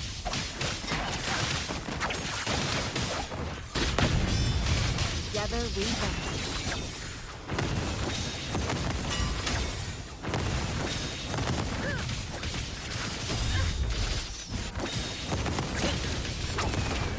Who's the caged bird now?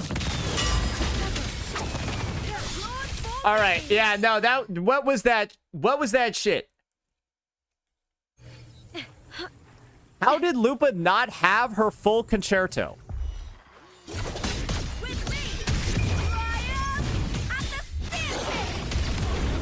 Bro, that was unreal.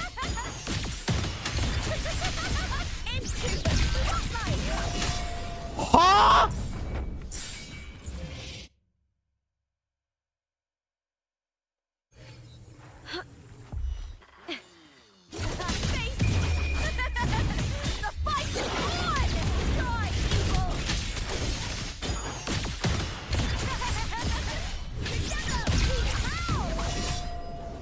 What is happening?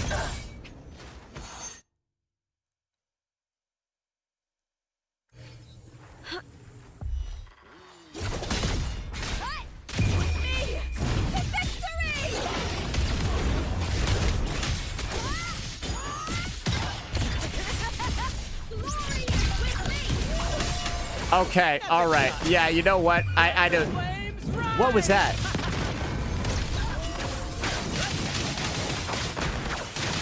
Hey, Matt. Different role. Together we Bro, it seems like my concerto generation in this team is like my blade burn. bugged. Bro, is this other guy out there just like is like refusing to join the party? What's happening here? Divine flame. Take form. Yeah, I'm not gonna lie. These guys look like they're spawning so far from each other. This just doesn't look like it's good. Like, he spawns so far away, it's crazy. More passion.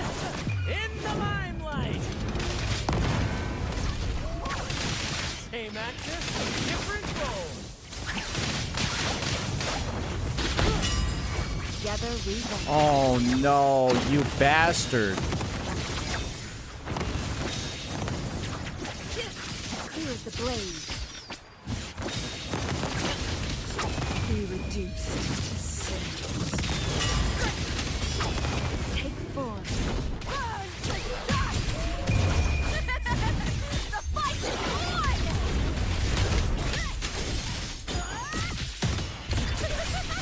Together we howl! At the helm. Climax of the show.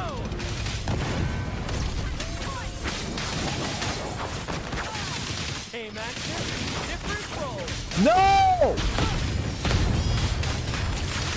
Together we rise.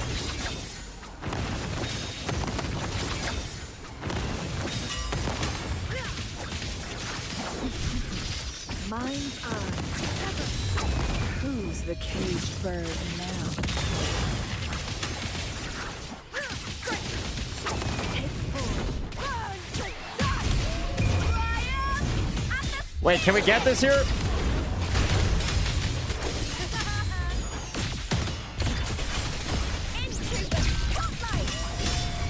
Yeah, I'm not gonna lie. Mono Fusion kind of do be feeling like a little bit doo-doo water now. I guess it definitely is a clearable score, but like, yeah, I'm gonna be honest, it don't really feel that good anymore because like you just don't deal enough damage with certain parts of their kit to like one-shot the waves and stuff. And like you're just sitting there juggling them, bro. You're just sitting there juggling them the whole fucking time. Yeah. Well, B rank is definitely from the absolute griefing that we saw with trying to use Phoebe over here. So I guess this is the thing. This token doesn't exist. This token over here does not exist. And Brant is probably actually, that team is probably better on side 1, but this token over here does not exist until Hiyuki comes out. That is the most pathetic shit I think I've ever seen. Yeah, I think it's like Zoni bait, but like it doesn't even like work because negative status, the helical embers aren't even negative statuses. Like what the fuck even is the point of this shit? So, yeah, I like that to me is like they would need like spectro-frazzle damage amplification, right? If you wanted it to be a good Zoni team, you would have 200% more total spectro-frazzle damage too. But it's like not there, so I don't even think they want her to succeed. I don't even think they want her to succeed. That's what it looks like to me. It says 200% Glacio Chafe. And guess what, guys? Helical Embers that Zoni does, they're not even considered negative statuses. So as far as I'm concerned, this is just a 50% spectro damage bonus. All right. How about this? To just prove it and show you guys how shit it is, we're just going to do this. All right. We'll just play side 1. I know you'll be like, oh, well, Zani's Liberation reliant. Yeah, so is your mother. But so it's like, let's just pretend, right? That like, we'll just add like 500 points to her score and then go from there. All right.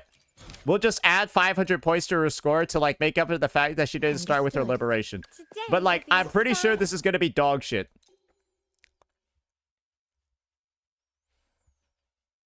Infliction versus affected by. Hey, who knows, right? Maybe it will be. Maybe it will be crazy.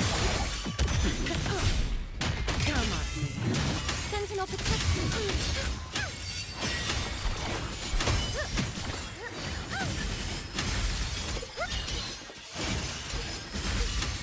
Crystals, give me strength.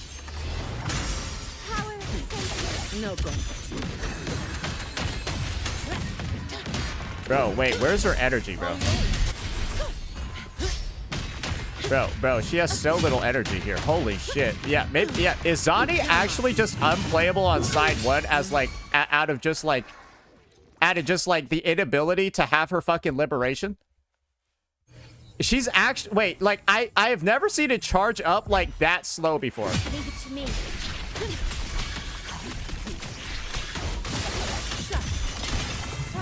All yours.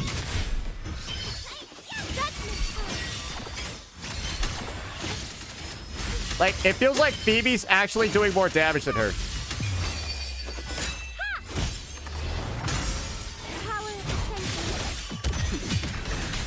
Diminish. I engraft you new. Logan. No gun. All yours. All right, let's just see it. Knock some heads around. Sentinel protection. Answer me. Bro, I'm out here, like, we out here quick swapping, bro, to like, fuck it. Bro, we out here quick swapping just to clear the first wave. Oh my god.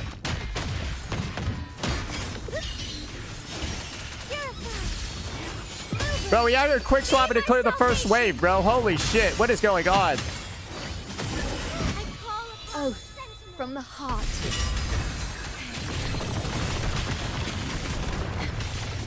In war with time. Oh my fucking god.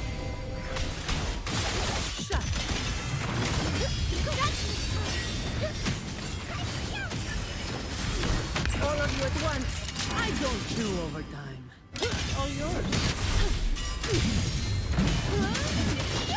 Sentinel protection.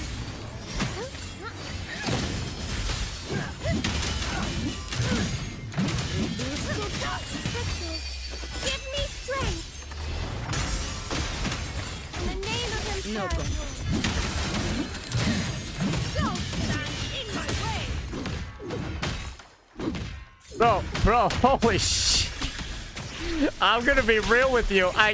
Maybe you can do it on side 2, but side 1 looks diseased. Feeling of The damage does seem like it's there at least. astral modulation. Yeah, like, the damage does look like it's somewhat there, but, like, good fucking god, bro.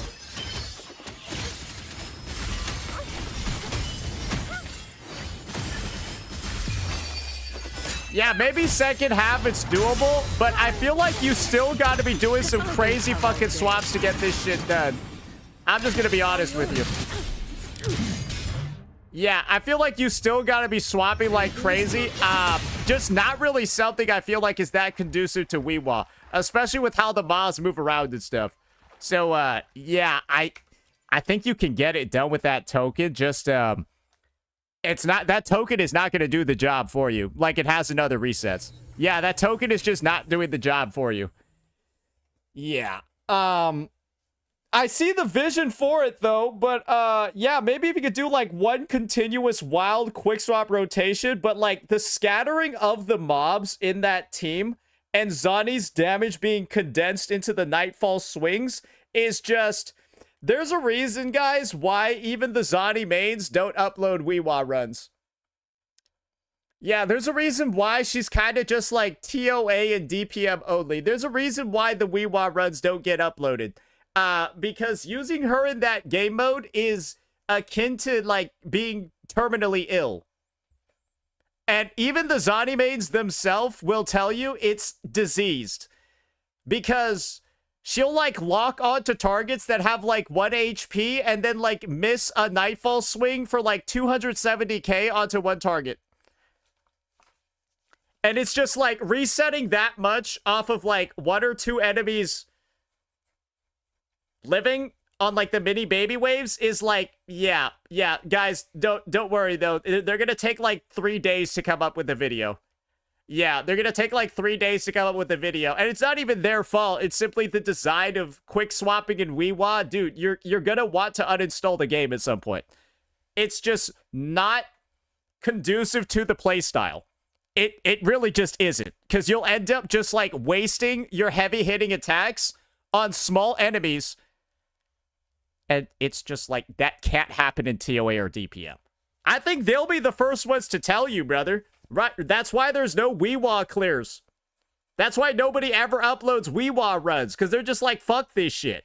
So, yeah, that's my personal take right now. This reset is kind of just like, yeah, I feel like if you've had what worked before, it's good, but this token is so stupid, it's fucking crazy. Because, like, it feels like it doesn't really exist. At least for the Phoebe team that I was looking at. Bro, that shit looked like it didn't even exist. And I feel like with the Zani team, low-key, the other tokens might be better like this one. 50% spectro damage. Sure, maybe that's actually better. This is... And I guess the Hiyuki Embers, did they count? It felt like Burning Waves was actually up a decent amount. Maybe, but like the way that Phoebe inflicts negative statuses is way different because all she does is bursts of it. A shit ton of them at once. And this only triggers once per second, so this seems more like a Chakota thing. I'm gonna be honest. So, yeah, I don't really know. I don't like the design of this one very much at all. Maybe it should have given arrow damage too, so like Chakota was like somewhat useful here, with like a Cardathea or something. Maybe you should give Havoc damage too, so that, like, Chisa could get some stuff. I don't know, bro. This just looks like one of the most worstly designed tokens I've ever seen in the game. Enemy lineup is also pretty diseased. The Mining Reindeer is a bastard, and the Chasm Guardian, you've seen him multiple times, can knock you out of rotations while doing no damage. And the Violet Feathered Herons, bro, these things need to spawn closer to each other. They spawn like it's social distancing from COVID, bro. Like, they're so far apart, you, like, just will not hit them with most attacks. I don't know why they spawn so far away from each other. Like, just group them up, bro. I don't like the design of these 3 costs. I said it last reset. I fucking hate the design of these 3 costs, and they just repeated them again. It's kind of just bullshit at this point, and I'm hoping they cycle them out really soon. It's just Whiwa has gotten a lot less fun the second these bitches made their return, And of course, these motherfuckers were introduced, and that has not been addressed. And while we haven't talked about it that much, you can clearly see from the gameplay, these guys are just straight up diseased. Some characters can just ignore the disease. Others, they gotta just power through it. And the ping definitely didn't help. Let me know what you all thought about this, Clear. Peace out. Yeah, no, I don't like these Whiwa resets because these bullshit mobs are here. Yeah, no, I just hate them. Yeah, I'm not a fan. All right, well, that's going to be it for today, ladies and gentlemen. We kind of had a bit of a longer... Wait, how long was this one? Yeah, actually, no, this was 4 hours on a Sunday. Overworking. 4 hours on a Sunday. Look at me, I'm overworking, guys. Holy moly. Bro, I don't even know who to raid right now. Maybe I'll just disappear into the abyss. Yeah, I'm gonna just disappear into the abyss. I'll see you guys later. Peace.